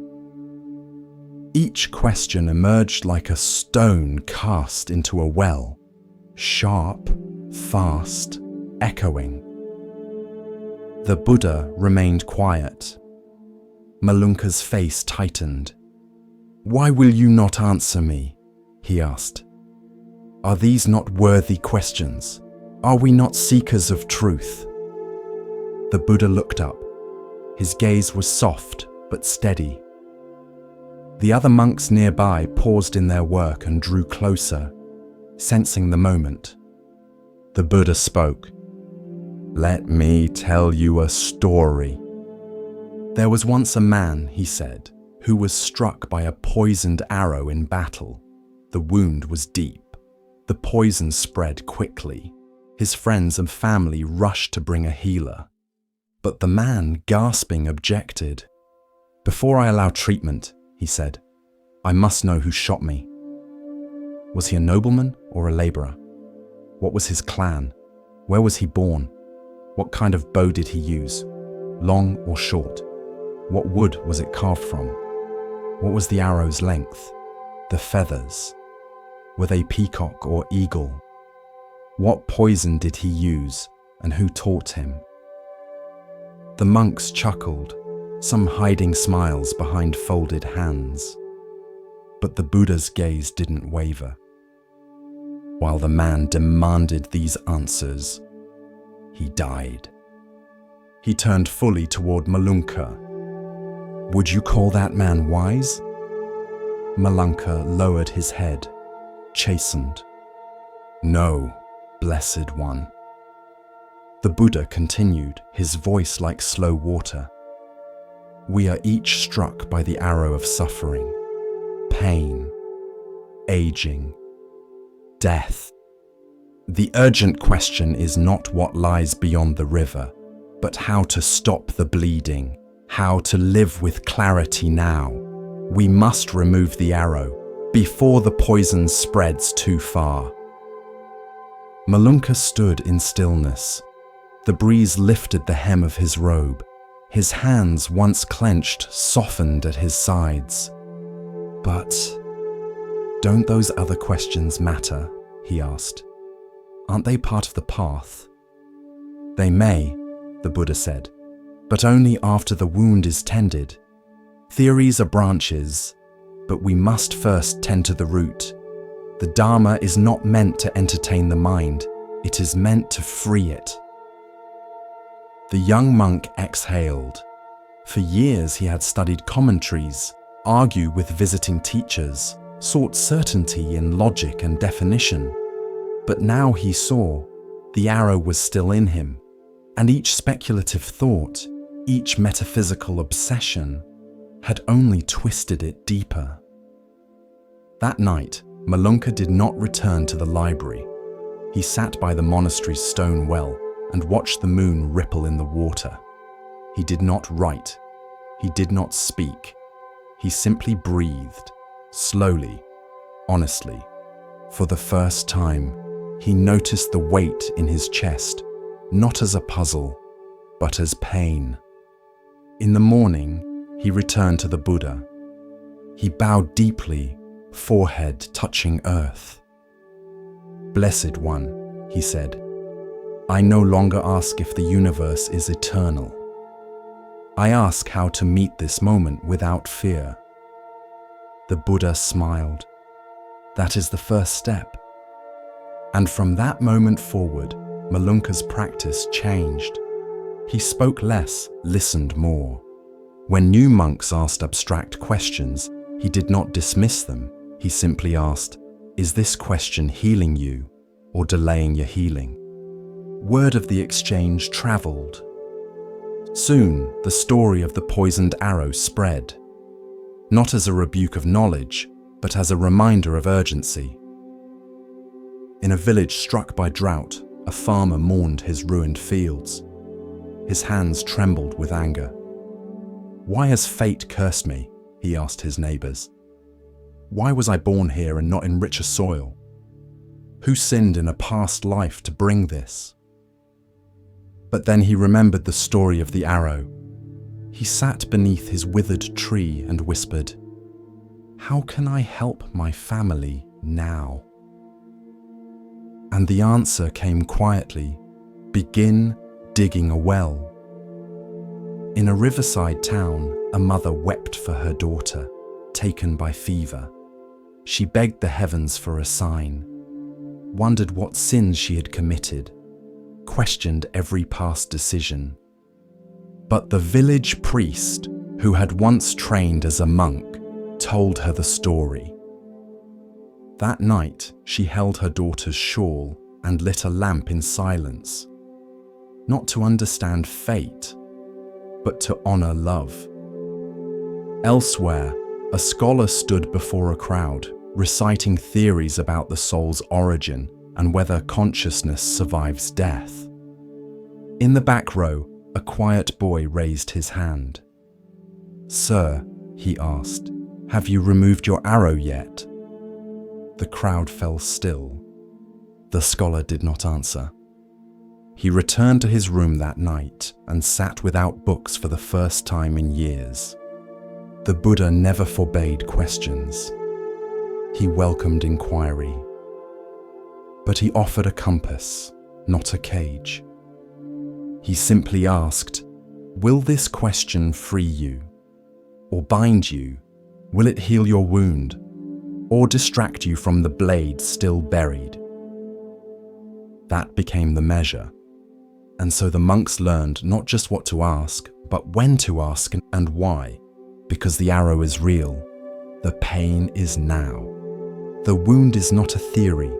And the first task, before philosophy, before argument, before metaphysics, is to pull it out, not later, not after you name the wood, not once you've traced its lineage, but now. Once there was a king who ruled over a vast and golden land.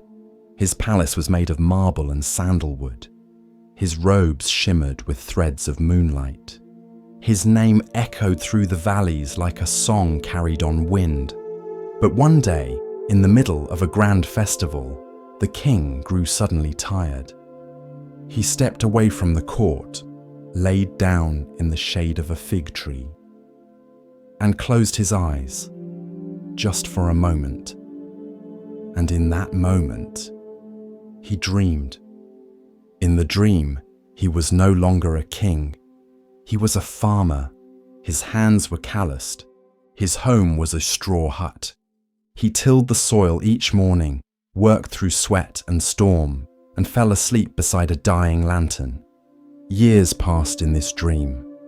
He married, had children, lost crops, buried a son. He aged, sickened, and finally lay dying in his dream bed of straw, holding his daughter's hand. As he drew his last breath, he awoke, back under the fig tree, back in silk, back in the sound of distant music from the palace. No time had passed, only the blink of an eye. He sat up and wept. This is the story of samsara, the cycle of birth, death, and illusion. Commentary. The Buddha once said, "This world is a dream, a bubble, a shadow. See it as such." But it does not mean the world is meaningless. It means that clinging to the dream, believing it is the whole of reality, is what causes suffering. The king's dream felt real. He loved, he cried, he endured, and yet it was only a flicker in his mind. When he awoke, he was still himself, still whole, still the same awareness, only now clearer. So too with rebirth. You are born into a form, live a life, gather names, habits, memories, and when that form ends, the awareness that knew it does not die. It simply moves, like a dreamer waking into another dream. Samsara is not a punishment. It is a lesson, a series of dreams to awaken from.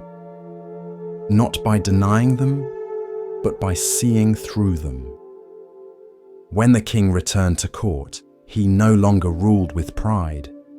He ruled with humility, with tenderness, as one who knew that even a crown is made of the same dust as a farmer's hoe. He often sat under that same fig tree in silence. When people asked why, he would only say, "That is where I remembered." One day, he invited monks to his court. Among them was a sage known for his stillness. The king asked him, "How do I know which world is the dream and which is true?"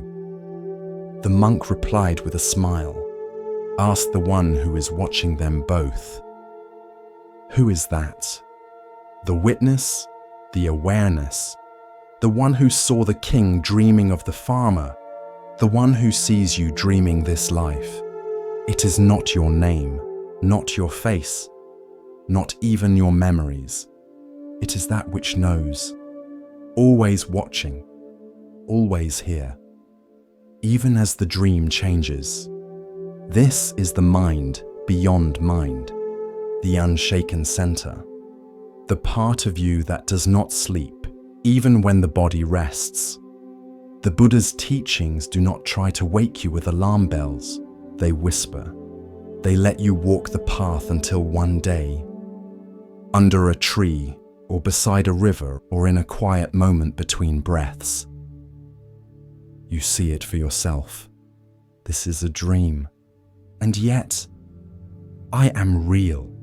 The king died many years later, not in fear, but as one who knew how dreams begin and end. He left behind a poem carved into the fig tree. When I was awake, I thought I ruled. When I slept, I thought I served. Now I know I am neither. I am the dreamer and the waking. So when the world feels heavy or the illusion too thick, sit quietly, breathe, and ask yourself, what part of me is watching this?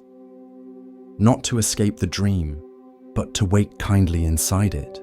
There was once a garden behind a monastery, not grand, not famous, just a quiet patch of earth behind the northern wall. Monks took turns tending it, pulling weeds, watering rows of vegetables, scattering herbs for bees. But there was one monk, young and full of questions, who never understood the point. His name was Anyo. He had come to the monastery seeking answers about karma, rebirth, and enlightenment, and all he seemed to be doing was weeding cabbages.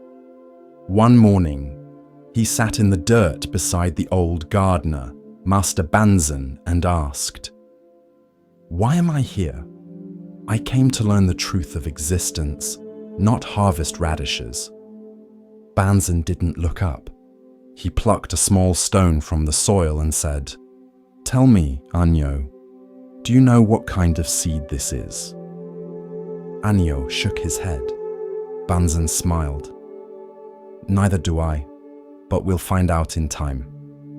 Later that week, the master handed Anyo a pouch of seeds. "Plant these," he said, "just one each day." So Anyo did. One on Monday, one on Tuesday, one on Wednesday. By the second week, he asked, "What are they?" Banzan only replied, "Keep planting." Weeks passed. Shoots emerged. Some were thin and green, some strong and red-veined, some curled into spirals, others drooped under their own weight. Anyo began to notice which plants needed more water, which thrived in shade, which invited birds. He stopped asking what they were and started tending them for what they needed. By midsummer, the garden had transformed, not because of what Anyo had planted, but because of how he had planted. This is the story of karma as intention, how what we plant becomes our world. Commentary. We often think of karma as a great book in the sky, that someone somewhere is keeping score.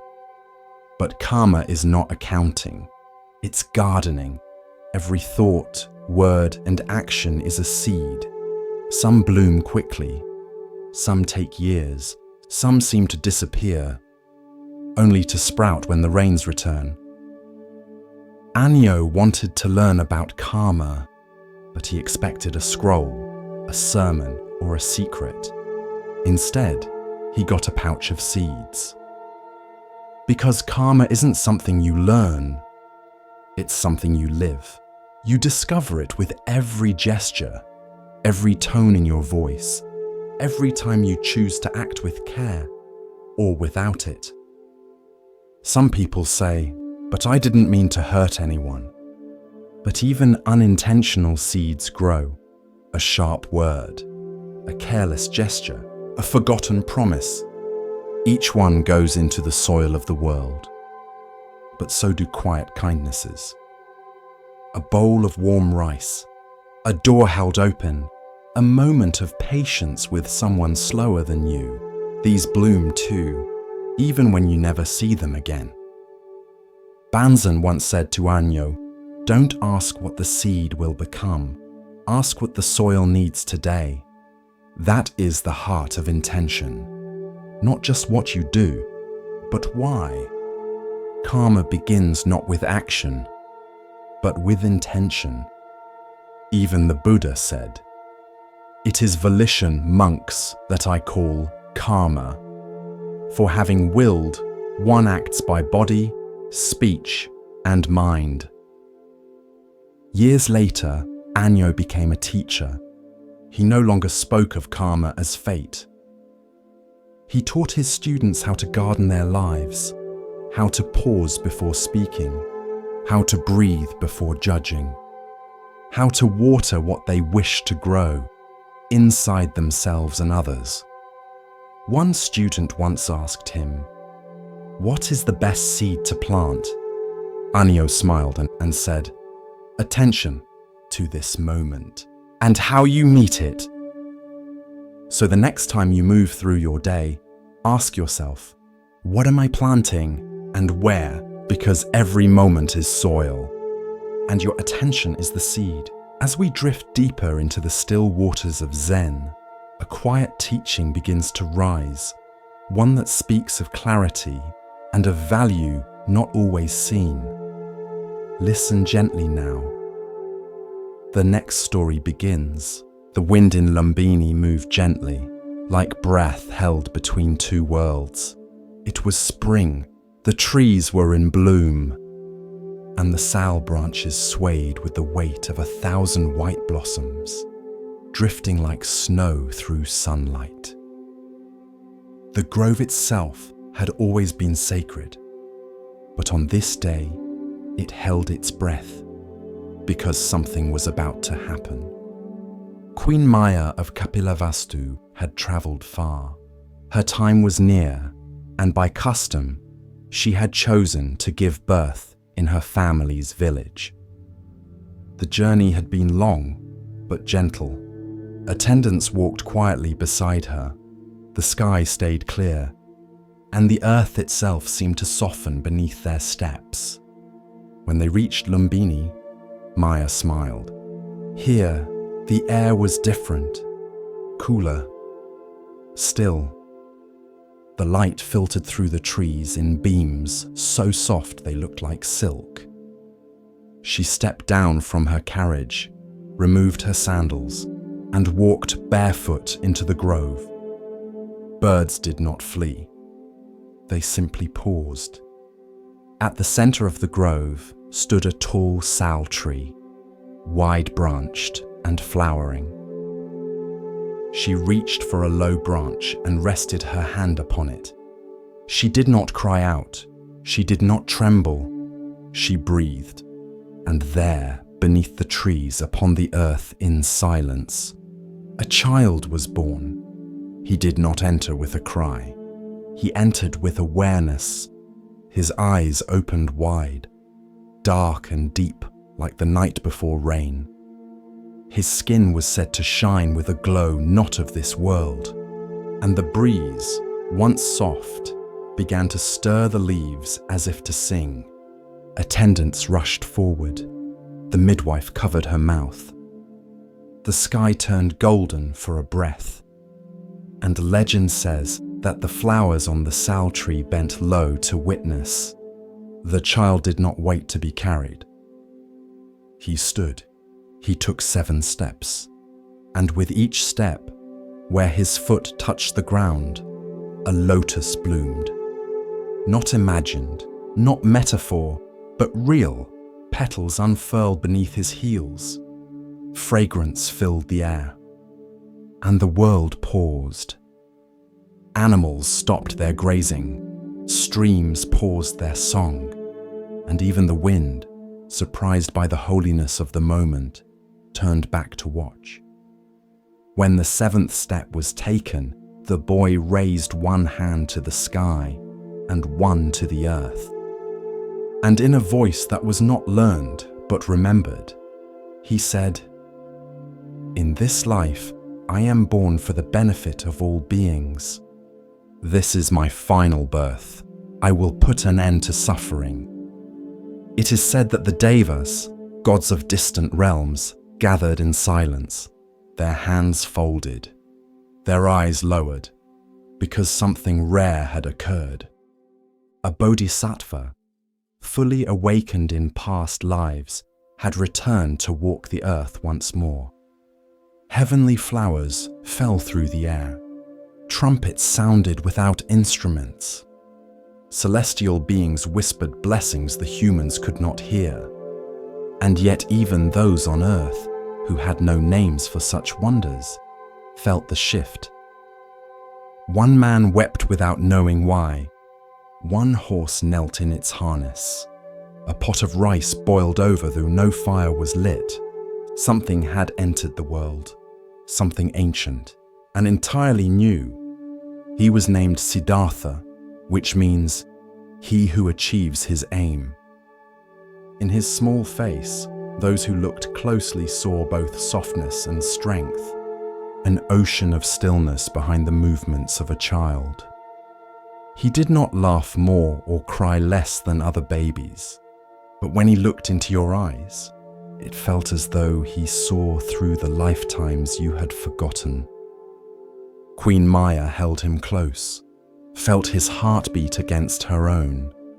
But in her heart she knew this child did not belong only to her. He belonged to the world. Word of the birth traveled quickly. When the child was only days old, the king summoned the wise sages of the land. Among them came Asita, an old hermit who lived in the mountains, wrapped in robes the color of ash, with eyes that had watched the turning of many seasons. He entered the palace slowly, carried no staff, asked no favor. He only asked to see the child. When Siddhartha was placed before him, Asita's lips trembled. Tears welled in his eyes, not from sorrow, but from recognition. He bowed low before the infant. And when he rose, he turned to the king. This child will not rule a kingdom. He will rule the heart. He will not wield armies. He will end suffering. He is destined to become a Buddha, an awakened one. He will show the way beyond sorrow. But I will not live to see his teaching. That is my only sadness. And he bowed once more. The room fell still. Even the oil lamps seemed to lean closer. The king said nothing. The queen held her son more tightly. Maya did not live long after the birth. Some say it was her karma to return to the celestial realm, that to carry a Buddha is to carry a world. And some bodies are made only to hold such grace for a little while. Others say she became his guardian spirit, that she watched from beyond the veil, her presence in every breeze that cooled his fever, every bird that sang outside his window. Siddhartha was raised by her sister. He grew in the lap of comfort. But the memory of the grove, the trees, the moonlit dream, those lived on. Years later, when Siddhartha became the Buddha, he never spoke often of his birth. He taught of suffering, of the path, of breath, of impermanence. But once, when asked what it meant that he had walked on lotus blossoms, he smiled and said, "The path was already beneath me. I did not make it appear. I only stepped where it had always been." Because truth is not invented, it is remembered. Like petals underfoot, waiting to be noticed. And so the child who walked on lotus blossoms became the man who taught others to walk in peace. One step, then another, until suffering too began to bloom into wisdom. The monsoon rains had passed, and the forest paths of Kosambi steamed with quiet life. Leaves dripped with silver beads. Frogs croaked low from the shadows. And above it all, the scent of wet bark and jasmine lingered like breath held too long. Under a canopy of tall sal trees, the Buddha sat surrounded by monks. They had walked for days to gather here. Some were old, most were young, their robes still crisp from devotion, their minds still sharp with questions. And today, The Blessed One had agreed to speak, not of morality, nor of meditation, but of something far subtler, of misunderstanding. He began, not with pronouncement, but with silence. Then, as the breeze shifted through the trees, he spoke. "There are those," he said, "who come to the Dharma like a man searching for a serpent." A few monks glanced up. Serpents were no small matter in these woods, slender and swift, some deadly, some divine. "This man," the Buddha continued, "is told that a snake dwells near the roots of a great tree, so he goes into the forest to catch it. But he does not learn the proper way. He does not bring a forked stick. He does not wait for the right moment. He sees movement in the grass and lunges with bare hands." A few younger monks leaned forward. "What happens?" one whispered. The Buddha's gaze passed over them like moonlight on water. He seizes the snake by the tail. A ripple of discomfort passed through the listeners. "And the snake," he said, "twists and strikes." He paused. "And so it is with those who take hold of the Dharma wrongly, grasping at the tail, not understanding the nature of what they hold. And when it turns against them, they blame the teaching, never seeing that it was their own hand that erred." Silence fell again. It was not a parable to soothe, but to stir. For many in that circle had studied hard, memorized discourses, debated with pride. They recited verses in the marketplace, corrected others in the villages, and took satisfaction in knowing the words of the Buddha by heart. But the words were not the snake, and the Buddha knew it. A senior monk, Kakana, bowed his head and asked softly, "Blessed One, how does one hold the Dharma correctly?" The Buddha nodded. "Imagine," he said, "a man crossing a river. The current is swift, the far bank promises safety, and he finds no boat, no bridge, so he gathers branches, grass, and reeds. He binds them tightly. He makes a raft." The monks followed, some nodding. With effort, he crosses the water. And when he reaches the other shore, does he carry the raft on his back for the rest of the journey? A few smiled. A few looked unsure. "No," said the Buddha. "He leaves it behind, grateful, respectful, but he does not cling to it. He let that image hang in the warm, moist air." "So too is the Dharma," he said, "a raft to cross, not a burden to bear forever, not a weapon to strike others, not a badge to wear." A soft murmur of recognition passed through the monks. "But some," he continued, "treat the Dharma as the man who grabs the snake's tail. They take hold of words, of verses, of rules, not to cross the river, but to shout from the shore."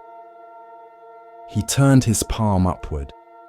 "They say, 'I know,' you do not. They say, 'This is the only way, yours is wrong.' They say, 'I have read, I have memorized, I have mastered.'"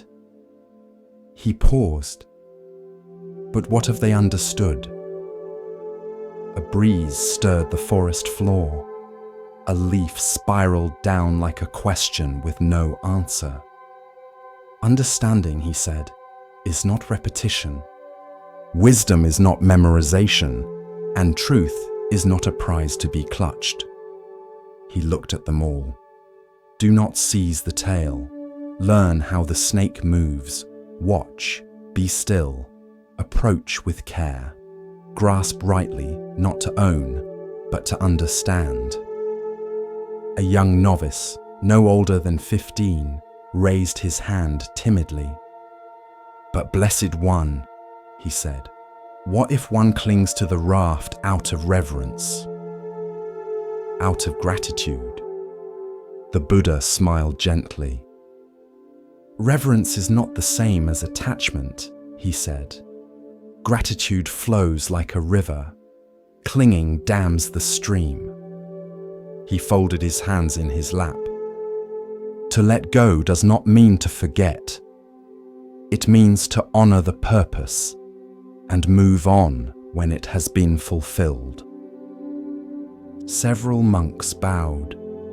Some looked thoughtful, others uneasy, for the teaching had pierced the pride of many.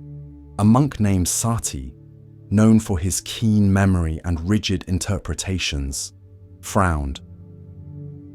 "But Lord," he said, "should we not defend the Dharma from false views?"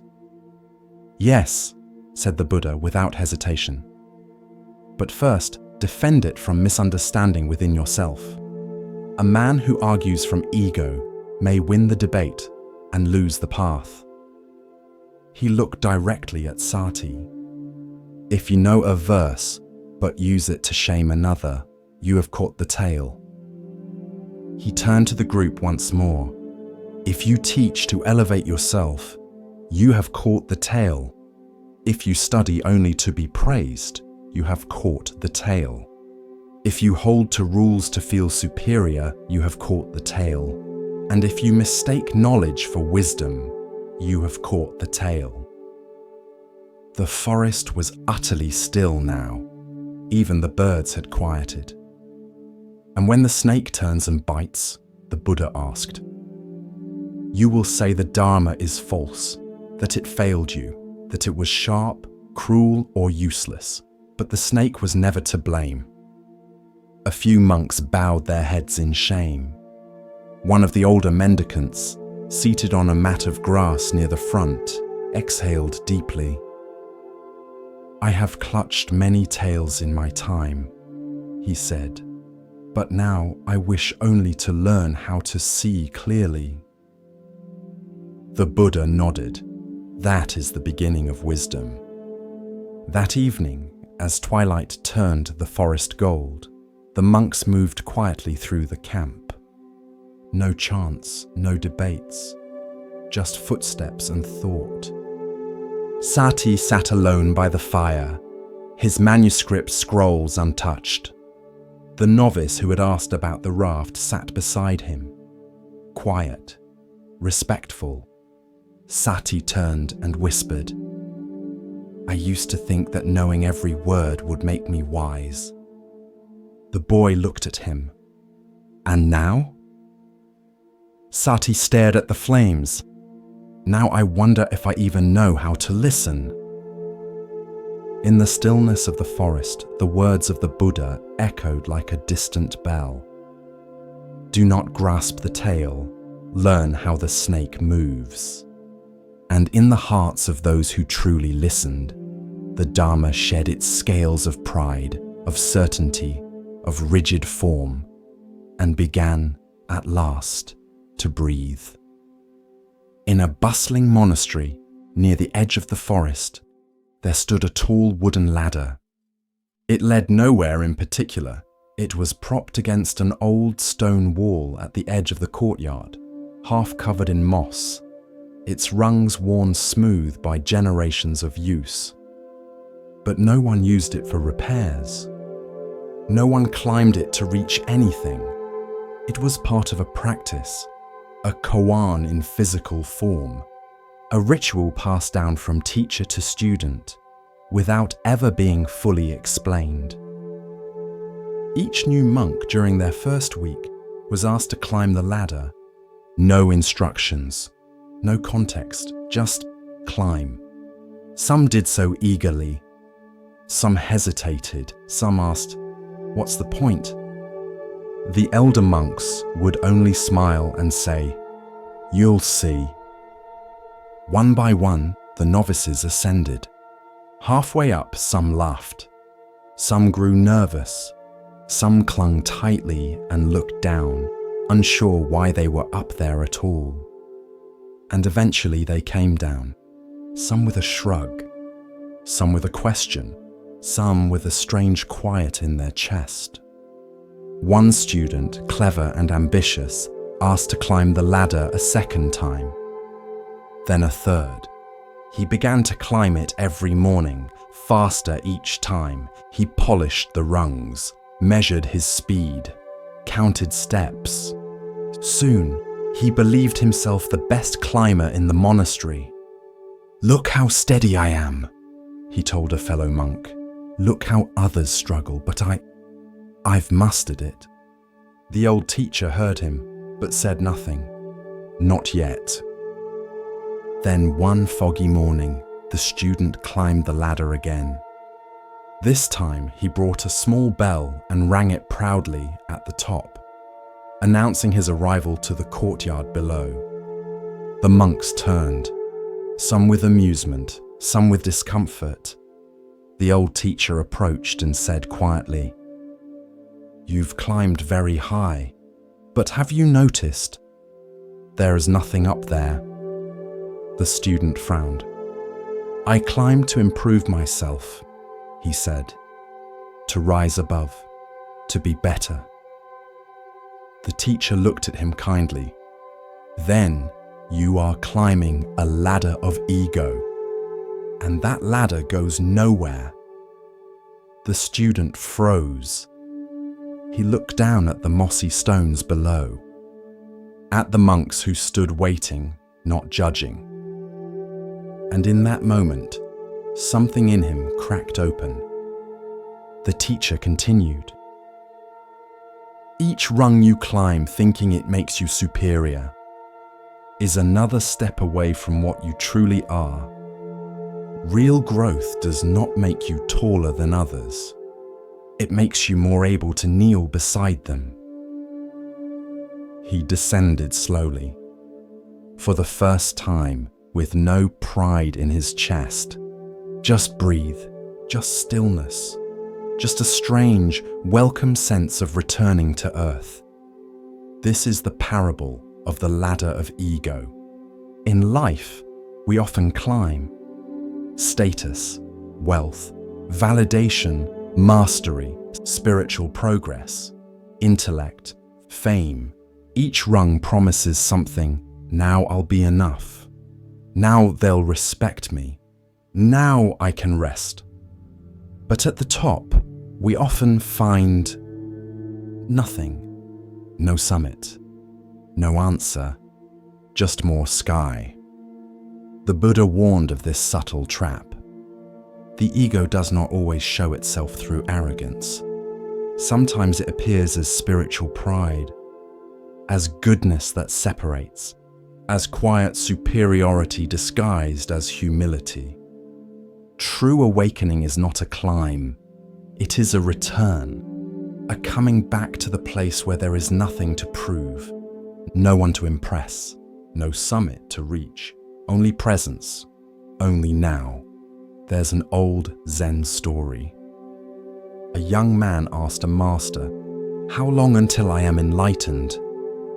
The master replied, 10 years. "And if I try very hard?" the student asked. 20, said the master. "The harder we climb in pursuit of self, the farther we drift from what is not self. The more we grip the ladder, the more we miss the ground."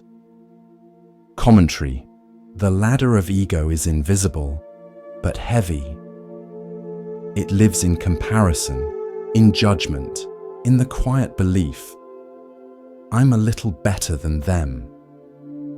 Even in spiritual practice, it whispers, "Look how mindful I am. Look how patient I've become. Look how others still struggle." But real growth is silent. It doesn't need a bell at the top. It rings quietly in the heart and says, "Let go." You may climb, yes, but ask, why? If the climb brings you closer to compassion, keep going. If it takes you farther from others, come down. Sometimes the real practice is to descend, to sit beside, to listen, to walk with, not above. In the monastery courtyard, the ladder still stands. Weathered, unused, but not forgotten. Now, it serves as a reminder, not of reaching, but of returning. With each breath, we continue our journey through the wisdom of Zen, where the smallest stone may hold the greatest truth. Here starts the next story. At the edge of a quiet village stood a tree unlike any other. It wasn't tall, wasn't radiant, didn't blossom with brilliant colors in spring, but still, people came. Not to pick fruit, not to seek shade, not to carve initials into its bark. They came to sit, to rest, to listen. Because it whispered, no one knew why. Some said it was the way the wind passed through its hollow trunk. Others believed it was the spirit of an old monk who had meditated there long ago. Children said the tree could speak. Old farmers said it could hear.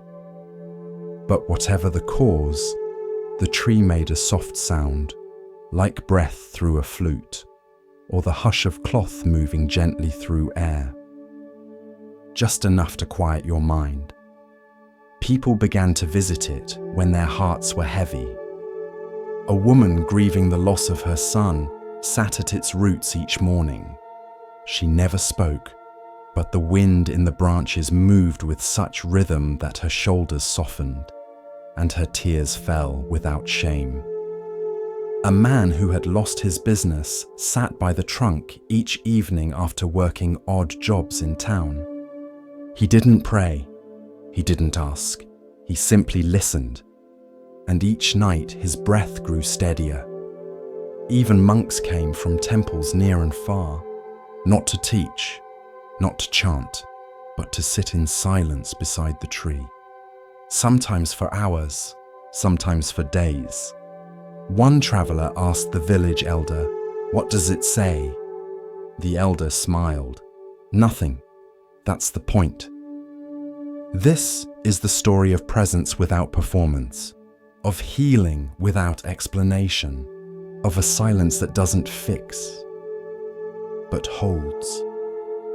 There are trees in all of us, places in our heart that don't shine loudly, don't offer dazzling gifts, don't do anything, but simply are. And that is enough in a world that demands noise, results, progress, answers, opinions, profiles, performances. The whispering tree reminds us, silence is not emptiness. It is a kind of presence too deep for words. The Buddha once said, "Better than 1,000 hollow words is one word that brings peace. And better still, perhaps, is no word at all, just presence, just sitting, just being." In the Zen tradition, some masters would respond to students' deepest questions by raising a finger, or drawing a circle in the air, or remaining completely silent, not because they had no answer, but because the answer could not be spoken. It had to be realized. The whispering tree was like that. It taught nothing, but revealed everything, if you stayed long enough. There's a story of a student who asked his master, "What is enlightenment?" The master pointed to the mountain. The student frowned. "I don't understand." The master said, "That's because you're still trying to. Some truths don't want to be understood. They want to be felt, held in stillness, carried in the breath." Commentary. We are conditioned to speak, to respond, to fill silences, to offer advice, to explain our pain, to solve others' suffering. But sometimes what's needed is none of that. Sometimes what's needed is what the whispering tree offered. Presence without pressure, silence without absence. listening without fixing. The mind wants sound. The ego wants performance. But the heart wants stillness. It wants to be seen without being judged, heard without being analyzed, held without being improved. You don't have to have the right words. You don't have to be wise. You don't have to fix yourself or anyone else. Sometimes just being there with your whole attention is the most sacred act.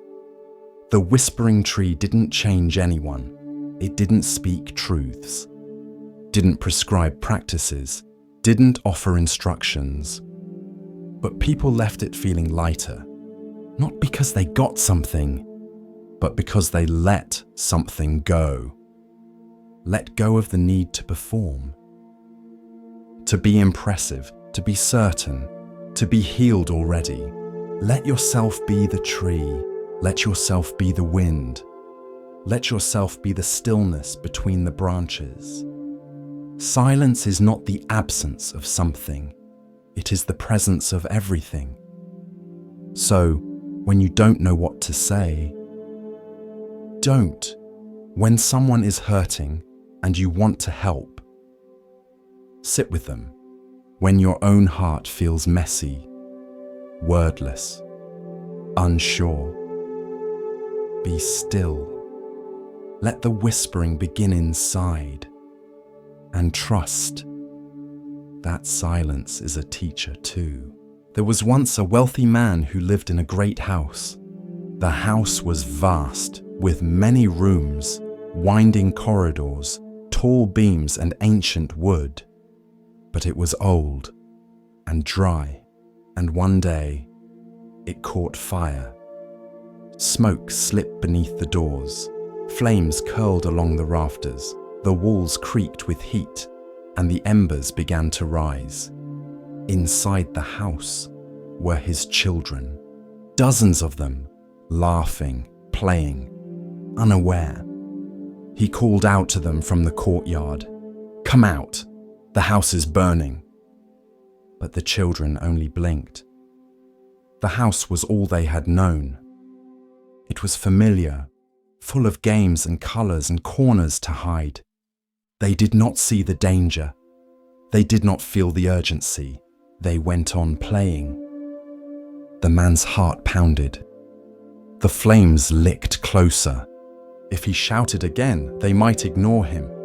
If he ran in to fetch them, the structure might collapse. So instead, he tried something else. He called out again, not with panic, but with a new offer. "Children, come outside. There are carts waiting for you. Goat carts, deer carts, ox carts, pulled by beautiful animals adorned with bells and gold. Come now, and they are yours." The children stopped, looked up, and ran out of the burning house in delight. Safe, laughing, alive. But when they reached the courtyard, there were no goat carts or deer carts. Only one great cart, drawn by a white ox, sturdy, wide, strong, more magnificent than they could have imagined. And the father, calm now, relieved, invited each child onto the cart. It would carry them far from danger. It would hold them safely. This is the parable of the burning house, one of the most famous teachings in the Lotus Sutra. It is not about deception. It is about skillful means, what Mahayana Buddhism calls upaya. It is about the wisdom to speak not with rigid truth, but with compassion shaped to the listener's heart. The father in the story is the Buddha. The burning house is samsara, the world of illusion, suffering, impermanence. The children are us, unaware, absorbed in our games, our distractions, our beliefs that everything is fine. And the carts? They are the paths, the ways we are called out of delusion. Sometimes we need promises. Sometimes we need symbols. Sometimes we come to practice seeking peace or healing or clarity. These may not be ultimate truth, but they are ways out of the fire. And the Buddha, seeing this, offers whatever will work, not to lie, but to save. Truth is not always about telling the whole thing at once. Sometimes it's about offering a step forward, a thread through the smoke, a voice that reaches someone where they are, not where they should be. There is a famous Mahayana saying, "The Dharma is like a raft used to cross the river, but once across, you don't carry the raft on your back." In the same way, the Buddha does not cling to doctrines. He uses teachings as tools and discards them when they no longer serve. In the story, the children are not punished for believing in goat carts, because the Buddha is not interested in being right. He is interested in awakening, and if it takes a golden bell or a beautiful cart to bring someone to safety, then so be it, because wisdom without compassion is incomplete. Sometimes we do the same. We come to practice for small reasons. We want to breathe better, to sleep more easily, to escape stress, but slowly, something shifts. The real ox cart arrives. The deeper teachings come. We begin to see the house for what it is. We begin to wake up, not just from the flames, but from the idea that we ever truly belonged inside them. This story teaches us about timing, about patience, about knowing that not every truth needs to be told at once, and that helping others awaken is not about shouting, "The house is on fire." It's about seeing what they hear, what they fear, what they love, and then speaking to that. The Buddha could have thundered teachings from the sky. He could have demanded obedience. Instead, he walked with people, listened, adapted, and then gave them the vehicle they were ready for. Some criticize this parable. They say, "Wasn't it a lie?" But what matters is the result. The children were safe, and the vehicle they received was not lesser, but greater. They were drawn to joy, but found liberation. Sometimes a mother tells a child there are stars hiding behind the clouds, not to mislead, but to soothe. And the stars are there. Sometimes a doctor gives medicine sweetened with honey, because healing must be palatable, not just potent. And so too with the Dharma, it meets us where we are, and leads us to where we didn't even know we could go. The burning house is this world, not because the world is evil, but because it cannot last. Everything inside it, pleasure, power, possession, even identity, will one day fall. But the Buddha doesn't shame us for being inside. He simply calls us out, however he can. You may be on a goat cart path now, or waiting by the door, or still deep inside the house, holding on to something you love. It's okay. You are seen, and when you're ready, there will be a voice, and a cart, and a way through the smoke. The full moon rose slowly over the temple pond. Its pale light spilled across the stone paths, kissed the tips of bamboo leaves, and finally rested on the water surface. Perfect, round, and still. A quiet hush fell over the garden. Even the crickets seemed to pause. It was as if the world had stopped breathing, just long enough to notice the moon. But what the monks gathered around the pond saw was not the real moon. It was only a reflection. A novice named Kaoru sat cross-legged near the water's edge. She had come to meditate, but found herself staring at the luminous circle.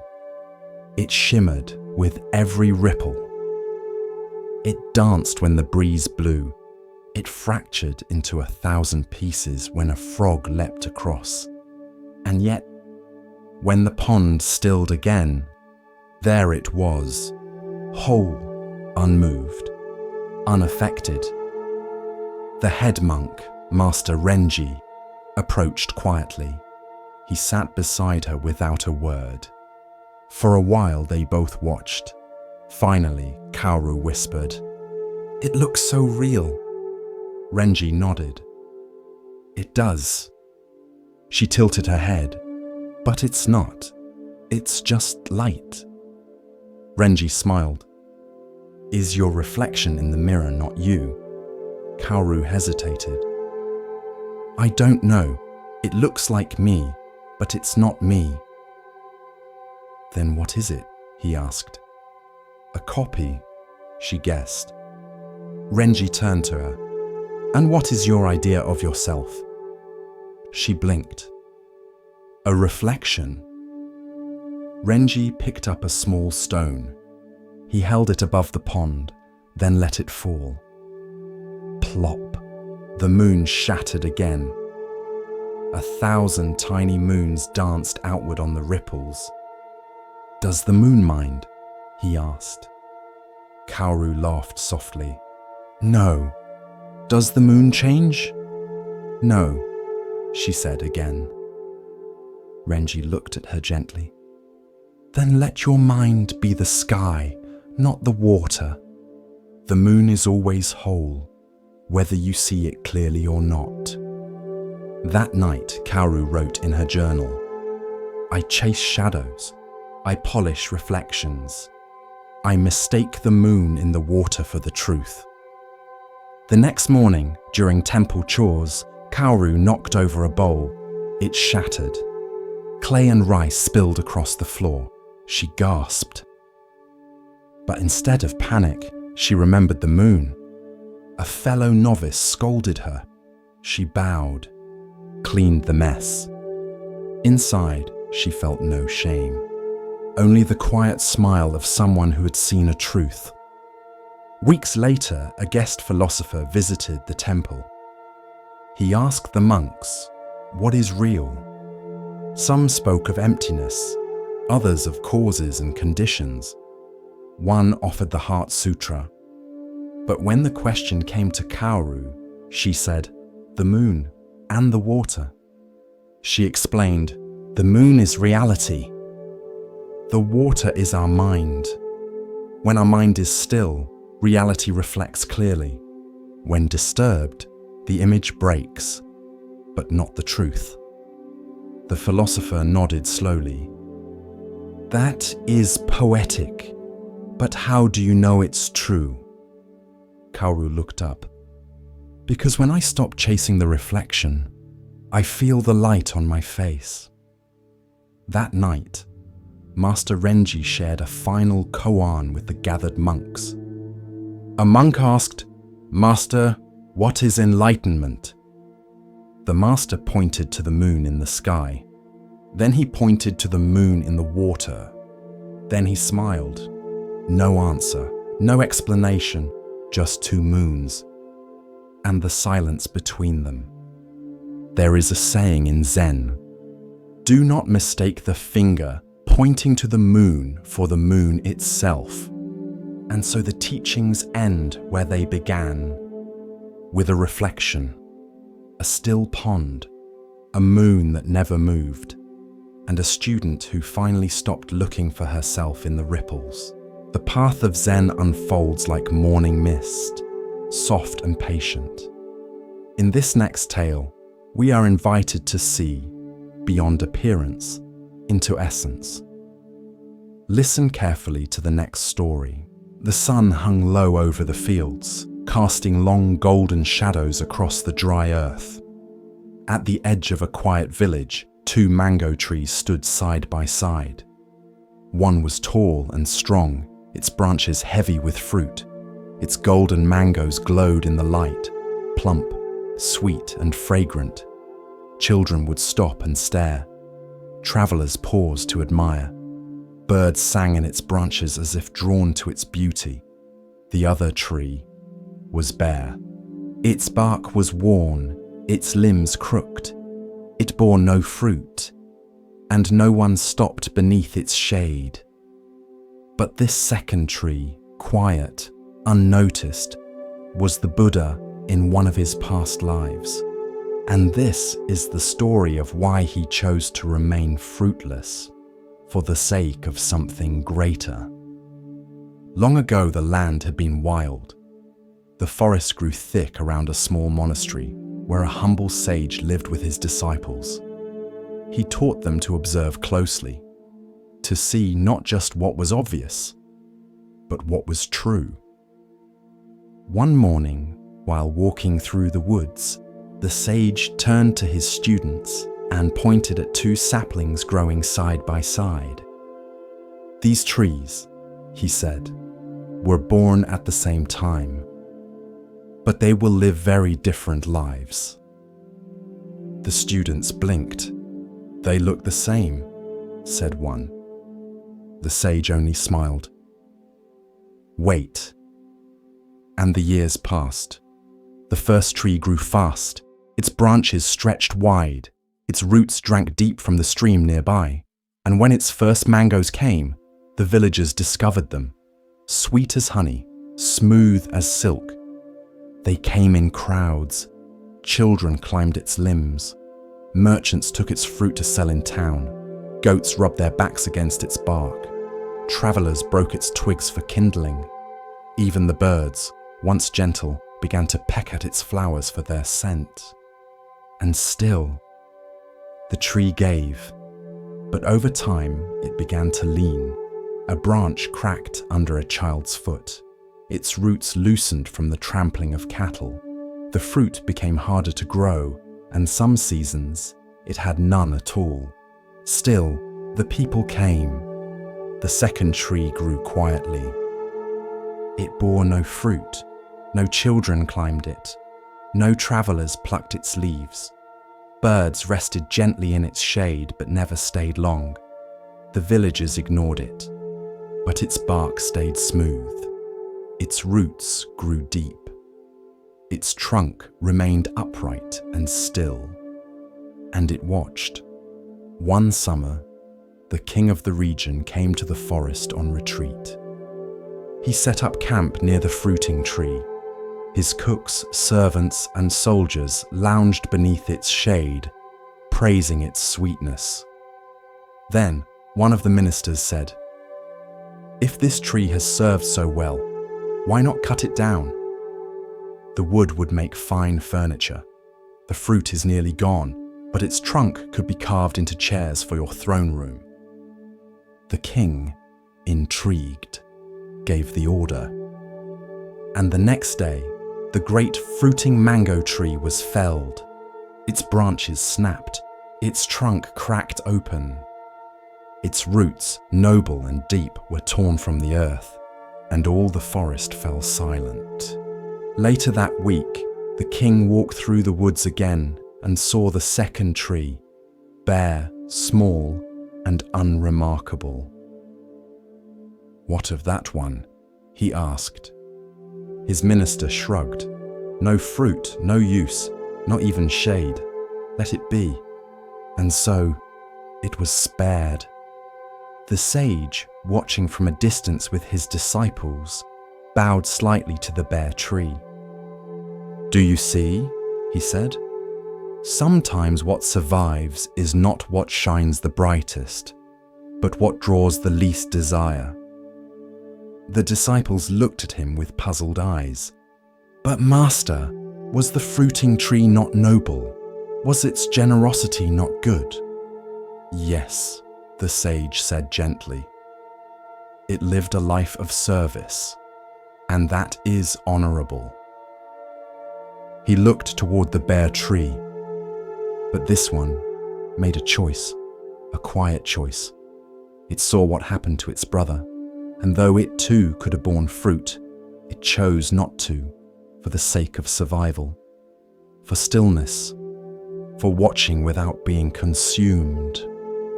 Many lifetimes later, the Buddha would recount this story to his own monks. He would say, "There are times to serve and times to endure. There is merit in offering yourself to the world and wisdom in stepping back, not from fear, but from foresight." And the story passed through generations, told to children not to make them afraid of giving, but to teach discernment, to remind them that not all service must be seen, that sometimes quiet restraint is a form of compassion too, because the world will always chase what glows, but sometimes what glows too brightly gets torn down, and what stands quietly survives to keep teaching. It moved like time dash dash, patient, steady, clear. She had come to the water for answers, not about rituals, not about chanting, but about something deeper. Who am I? She had read sutras, memorized verses, and bowed each morning, but still, a knot remained in her chest. The old teacher, sensing her restlessness, came to sit beside her. They watched the water in silence for a while. Then he pointed to a single droplet clinging to a leaf above the current. It trembled, round, whole, complete. "Is that a drop of water?" the master asked. She nodded. "Yes," he smiled. Then a breeze blew. The droplet fell and joined the river below.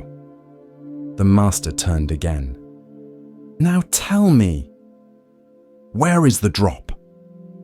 This is the story of non-self, of how the self we cling to is like a drop, never separate, never alone. Commentary. We walk through life asking, who am I? What is me? Where do I go when I die? But these questions are like trying to bottle the river. The tighter you grip, the more it slips through your fingers. The Buddha taught that what we call a self is not fixed. No eternal soul, no unchanging core, only process, only flow, body, sensation, perception, mental formations, consciousness. These five aggregates arise and pass like waves. There is no boat, only current. The novice sat with this for many days. She stared at her reflection in the water, noticing how it changed when the wind blew, how it vanished when a stone was thrown, how it returned when the ripples faded. Was the reflection real? Yes. Was it solid? So too with the self. We exist, but not as a thing, as a movement, a flame, not a statue, a song, not a stone. One night, the novice had a dream. She stood before a vast river. She cupped water in her hands, holding it close, but it began to spill, to slip between her fingers, to return to the source. In the dream, she let it go and wept, not from sadness, but relief, because in letting go of the drop, she felt the whole river. When she woke, she wrote a single line in her journal. "I am not a drop in the river, I am the river in a drop." This is the heart of rebirth too, not the soul traveling from body to body, but conditions unfolding, like water taking many forms, cloud, rain, stream, mist, but always water. You are not this name, not this face, not even this mind. You are this moment, arising from countless causes and dissolving into new ones. When the master was old and dying, the novice, now a teacher, sat by his side. She asked him if he was afraid. He smiled faintly and said, "A drop returns to the river. How can it fear?" Then he closed his eyes and was gone. But the river kept flowing. So the next time you feel small or lost or alone, remember the drop and the river it was never truly apart from. Every morning at 6:15 she opened the curtains. The light crept in slowly, soft and golden, and the photo on the mantel caught it just right. It was old, sepia-toned, edges curled like leaves in autumn. A man in uniform, smiling, handsome, still young. Her husband, gone now for 17 years. Miriam never moved the photo. It stayed on the same spot. Third tile from the right, 2 inches from the lamp. She didn't talk to it, didn't cry over it. She simply saw it. Every day, grief for her had stopped being a storm. It had become weather, something you dress for, something you feel without needing to fight. Once, her granddaughter asked, "Why don't you get rid of that old photo? You have better ones on your phone." Miriam just smiled. That one isn't for looking. It's for remembering. Her husband had died in his sleep. No warnings, no pain, just silence.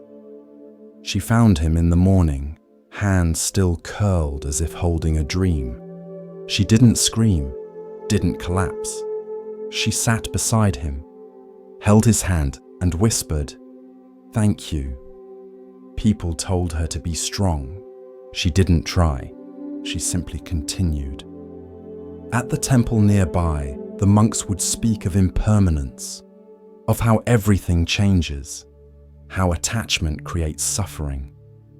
Miriam understood this. Not as an idea, but as a reality. She loved her husband deeply, but she did not clutch him. Even in his absence, she let him be gone. And in doing so, he never truly left. There's a Zen teaching. To hold a butterfly, you must open your palm. Miriam didn't keep a shrine, didn't tell his story over and over. She just lived in a way that would make him proud. She tended the garden they once planted together. She drank the coffee he used to brew. She folded his shirts one last time and gave them away. Not because she stopped loving him, but because she didn't want her love to become a cage. One day, a neighbor lost her husband. She came to Miriam, eyes red, voice shaking. "I don't know how to live without him." Miriam poured tea, sat with her, said nothing at first, then quietly offered, "You don't live without him. You live with the part of him that still breathes in you." The neighbor sobbed. And Miriam did not stop her. She just placed a hand on hers and let it be. Love doesn't end. It changes shape.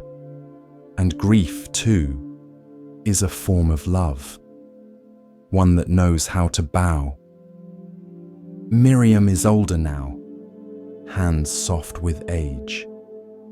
Memories flickering at the edges, but she still opens the curtains each morning. Still lets the light find the photo, not to bring him back, but to let him go again, gently, lovingly, without holding. In the hush of understanding, Zen offers us another glimpse of what it means to recognize worth not by weight or shine, but by presence. Here starts the next story. Long ago, in a kingdom ringed by mountains and temples, a mighty king ruled from a palace of stone and gold. He was feared by his enemies, praised by poets, and followed by thousands. His armies stretched across the land, His wealth filled entire chambers, and his commands echoed through cities like thunder. But still, he was restless. Victory brought no peace. Praise faded quickly. Even sleep, wrapped in silk and guarded by soldiers, felt hollow. And so one morning, while gazing out across his kingdom from a marble balcony, the king spoke aloud. "Who in this world is greater than I?" A servant, sweeping quietly nearby, paused. "There is one," he said softly, eyes downcast. The king turned sharply. "Who?" "A sage," said the servant. "He lives alone in the forest, wears no crown, owns no gold. But they say he holds more peace in his silence than all your generals in battle." The king laughed. "A beggar in the woods, greater than me." But something in the servant's voice lingered. And later that night, when the court had gone quiet, the king summoned his best horse and rode out alone, disguised in simple robes, his face shadowed by the hood of a traveler. He rode for 2 days, through thick jungle, across rivers, past farmers and monks and children who did not bow. Finally, at the edge of a still grove, he saw a small hut beneath a Bodhi tree, and outside it, seated cross-legged on a flat stone, was the sage. No guards, no roof over his head, no possessions, just stillness and eyes that did not flicker when the king approached. "You are the one they speak of?" the king asked. The sage nodded once. "I am one, of many." The king studied him. "You have no palace, no army, no throne, and yet people speak your name in reverence. Why?" The sage said nothing. The silence stretched, long enough for the king to feel his own voice echo. Finally, the sage opened his palm and motioned for the king to sit. The king hesitated, then obeyed. They sat together under the tree, as the wind moved gently through the leaves. No words, no commands, just presence. After a long while, the king said, "You are not afraid of me." "I see no king," said the sage, "only a man with questions." The king frowned. "I have conquered lands, broken enemies, shaped history. You think I have questions?" The sage met his eyes. "Then why are you here?" The king opened his mouth, closed it, and looked away. Because beneath the silk, beneath the crowns, beneath the noise, he had come not to test the sage, but to understand something he could not command. Finally, he asked, "Why do people follow you?" "I do not ask them to." "Then why do they listen?" The sage picked up a small stone from the earth, rolled it in his fingers. "They listen," he said, "because I have no need for them to." The king blinked. "I lead armies, command cities, hold power over life and death, but still I'm not content." The sage nodded. "Because you mistake fear for respect, obedience for love, wealth for worth." The king stiffened. "Are you saying I am not powerful?" "I am saying," the sage said gently, "that true power does not cling, it does not shout, it does not fear being forgotten." They sat again in silence. The wind stirred the sage's robe. The king looked down at his hands.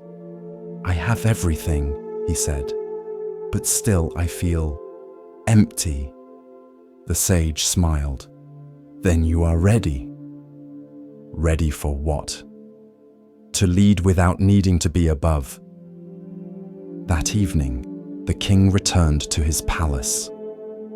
No fanfare, no declaration, but something had changed. He began to listen more, to speak less, to ask questions instead of giving orders. His advisors whispered about his visits to temples, his long walks alone, his sudden interest in sitting beneath trees without speaking. And when his generals asked, "Who taught you this?" he said simply, "A man with nothing, who showed me everything." Years later, when the sage passed into silence beneath the same Bodhi tree, the king declared a day of stillness across the land. No work, no speech, just listening.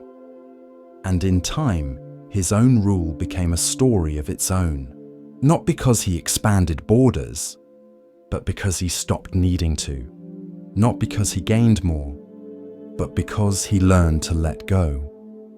And the story of the king and the sage spread like the breeze that once moved through the forest leaves. A reminder that the crown is not the source of power, wisdom is, and the one who does not seek to rule is often the one most worthy to lead.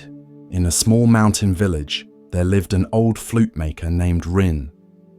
He worked alone in a simple hut of wood and clay, high on the ridge where the wind whispered through pine trees and children ran barefoot through the fields below. People came from far away to buy his flutes, not because they were beautiful, though they were, not because they were perfect, though they were close, but because something in them felt alive. One day, a young monk came to visit. He had heard stories of Rin's flutes, how some made people weep, others laugh, and one even caused a dog to howl in tune. The monk bowed and asked, "Master Rin, what makes your flutes so special?" Rin smiled without answering. Instead, he handed the monk a piece of smooth bamboo, carved, polished, hollow.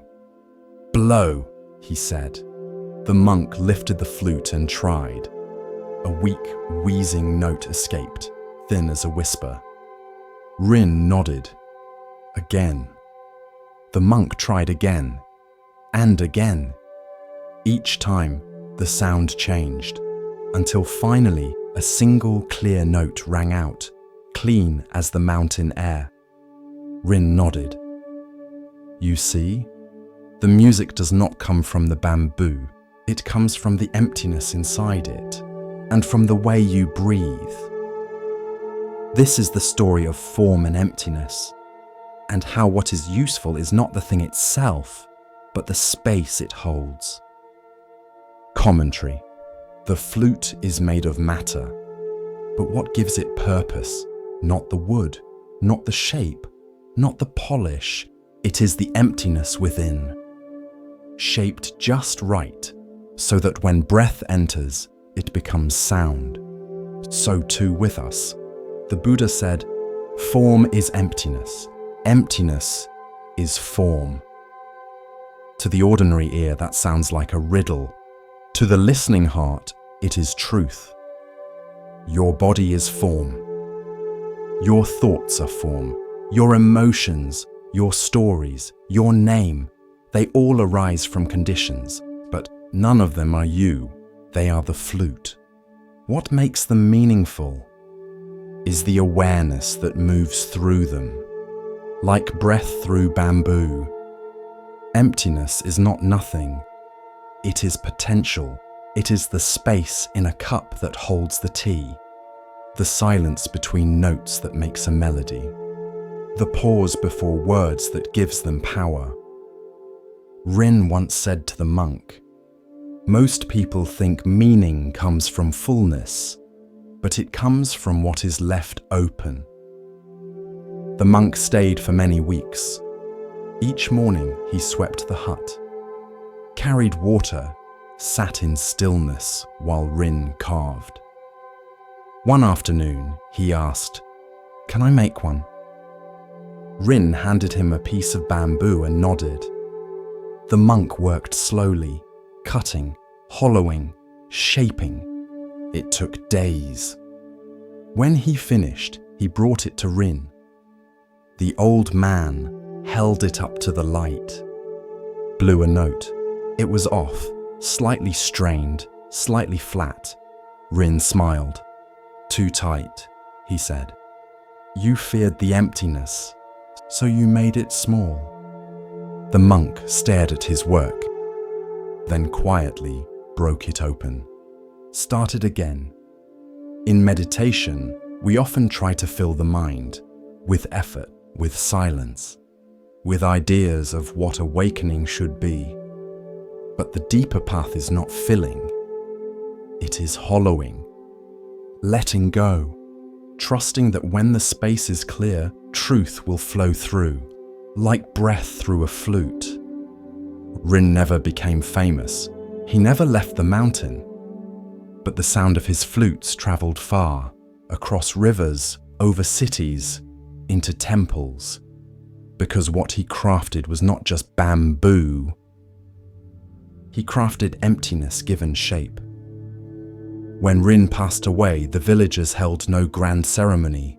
They placed his tools in a wooden box, left a single flute on his pillow, and when the wind blew through the hut, it made the faintest sound, a high, pure note, like something remembering its shape.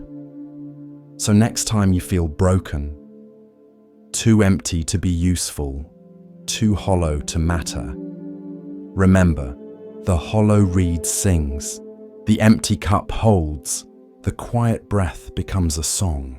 The road to Kusinara was quiet, not silent, never that, but filled with the hush of a world preparing to let go.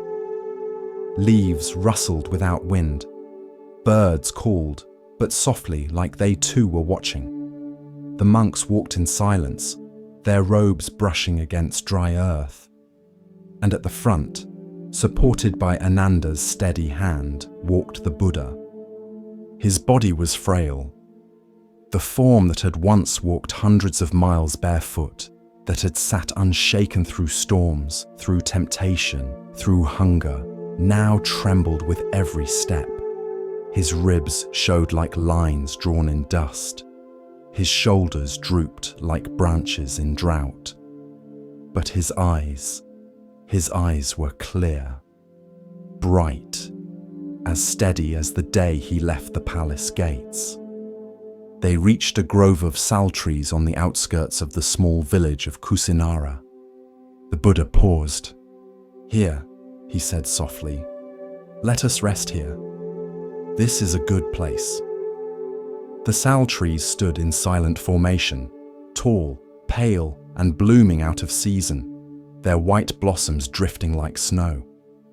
Some monks whispered that the trees had awakened too, that nature itself knew what was coming. Ananda laid down a folded robe beneath his teacher's head. The others formed a soft ring around them, as if holding the space open, sacred and still. The Buddha reclined on his right side, in the lion's posture, facing west. His breathing was shallow but steady.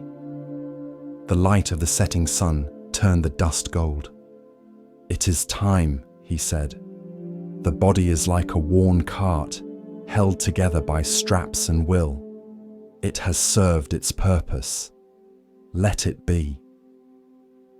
Ananda knelt beside him, eyes already full of tears. "You always said not to cling," he whispered. "But I don't know how not to." The Buddha turned his gaze to his beloved attendant. "You have served with a heart free of self, Ananda, for 25 years, never once wavering. You have been my shadow in daylight, my shelter in storm. You are not losing me. You are gaining the path." Ananda bowed, his forehead to the earth. "But the world will feel so empty without your footsteps.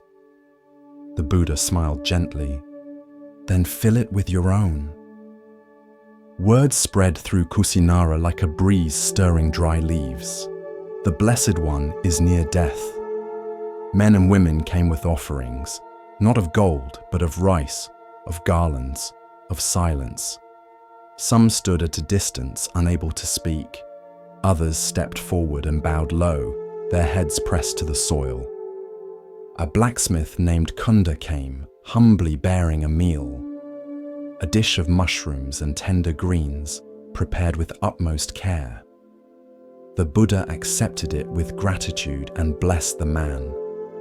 Later, as pain overtook him, he turned to Ananda. "Tell Kunda this," he said. "He should feel no regret. 2 meals in my life stand out. The first, offered by Sujata, gave strength for awakening. This one gives strength for release. Both are sacred. Both are complete." Ananda nodded, committing the words to memory. The sun dipped low. The monks gathered beneath the sal trees, their hearts heavy. Some sat in deep meditation. Others simply watched their teacher, afraid to blink. The blossoms continued to fall gently, like the breath of the world slowing down. The Buddha opened his eyes. "Perhaps some of you think the teacher is gone. We have no one to guide us now, but that is not so." His voice was calm, though each word required effort. "You must be your own lamps. Be a refuge unto yourselves. Take the Dharma as your island. Do not look outside for shelter." A long silence followed. Then he added, with clarity that cut through every grief, "All compounded things are subject to decay. Strive with diligence." He closed his eyes and entered deep absorption, one state after another, like ripples fading across a pond.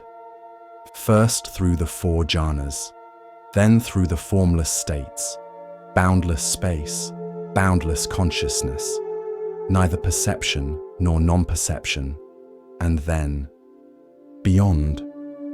His breath slowed, then faded, then stopped. But the silence that followed was not empty, it was whole. The sal blossoms fell across his body. One landed gently on his brow. Ananda did not cry at first. No one did. The stillness was too vast. It reached into them. It opened a space that no sorrow could fill. A hush settled over the grove, deeper than sleep, deeper than night. Even the birds fell quiet. Even the wind held back. And then, as if cued by the moment, the sal trees swayed. Not with breeze, but with knowing, with reverence. The Blessed One had passed into parinirvana. They sat for hours, no words, no movement, just presence. Some monks touched their foreheads to the ground. Others sat upright, spine like a mountain, anchoring the grief in stillness. When finally the moon rose, round and full, like a soft eye watching from above, Ananda stood. "He is gone," he said softly, voice breaking. "No," whispered another monk, a younger one. "He is everywhere now." The cremation took place days later. They built a pyre of fragrant sandalwood, wrapped his body in layers of clean cloth and placed it with care. 8 royal families sent emissaries to claim relics, and a solemn agreement was reached. The remains would be divided equally, enshrined in stupas across the land. But the true relic was not ash. It was the teaching, the 4 noble truths, the 8-fold path, the silence behind the breath, the calm behind the storm, the truth that lives on not in memory, but in practice. In time, monks and nuns would walk for weeks to reach that sal grove. Some would come in silence, others would chant, but all would feel something shift as they stepped beneath the trees. They would sit on the earth where the Buddha last rested and listen, not for sound, but for understanding. And sometimes, if the wind was just right, they would hear it, strive with diligence. Ananda, as the years passed, returned often. He would sit beneath the very tree where he had knelt that night. He would run his hand along its bark, worn smooth now by the prayers of many. He would remember the final gaze, the final breath, and the words that lingered after everything else had passed away. All things that arise must pass, but the path is timeless. And in the stillness there would be no fear, only peace. And so that is how he left, not in triumph, not in spectacle, but in peace, wrapped in stillness, under trees that bloomed out of season, as if even nature bowed to the one who no longer clung. And in that final moment, the world did not end. It simply continued, quieter, wiser, and forever changed. As the lantern of awareness glows a little brighter, we come to a tale about seeing with more than the eyes. Let the stillness guide you now, and listen carefully to the next story.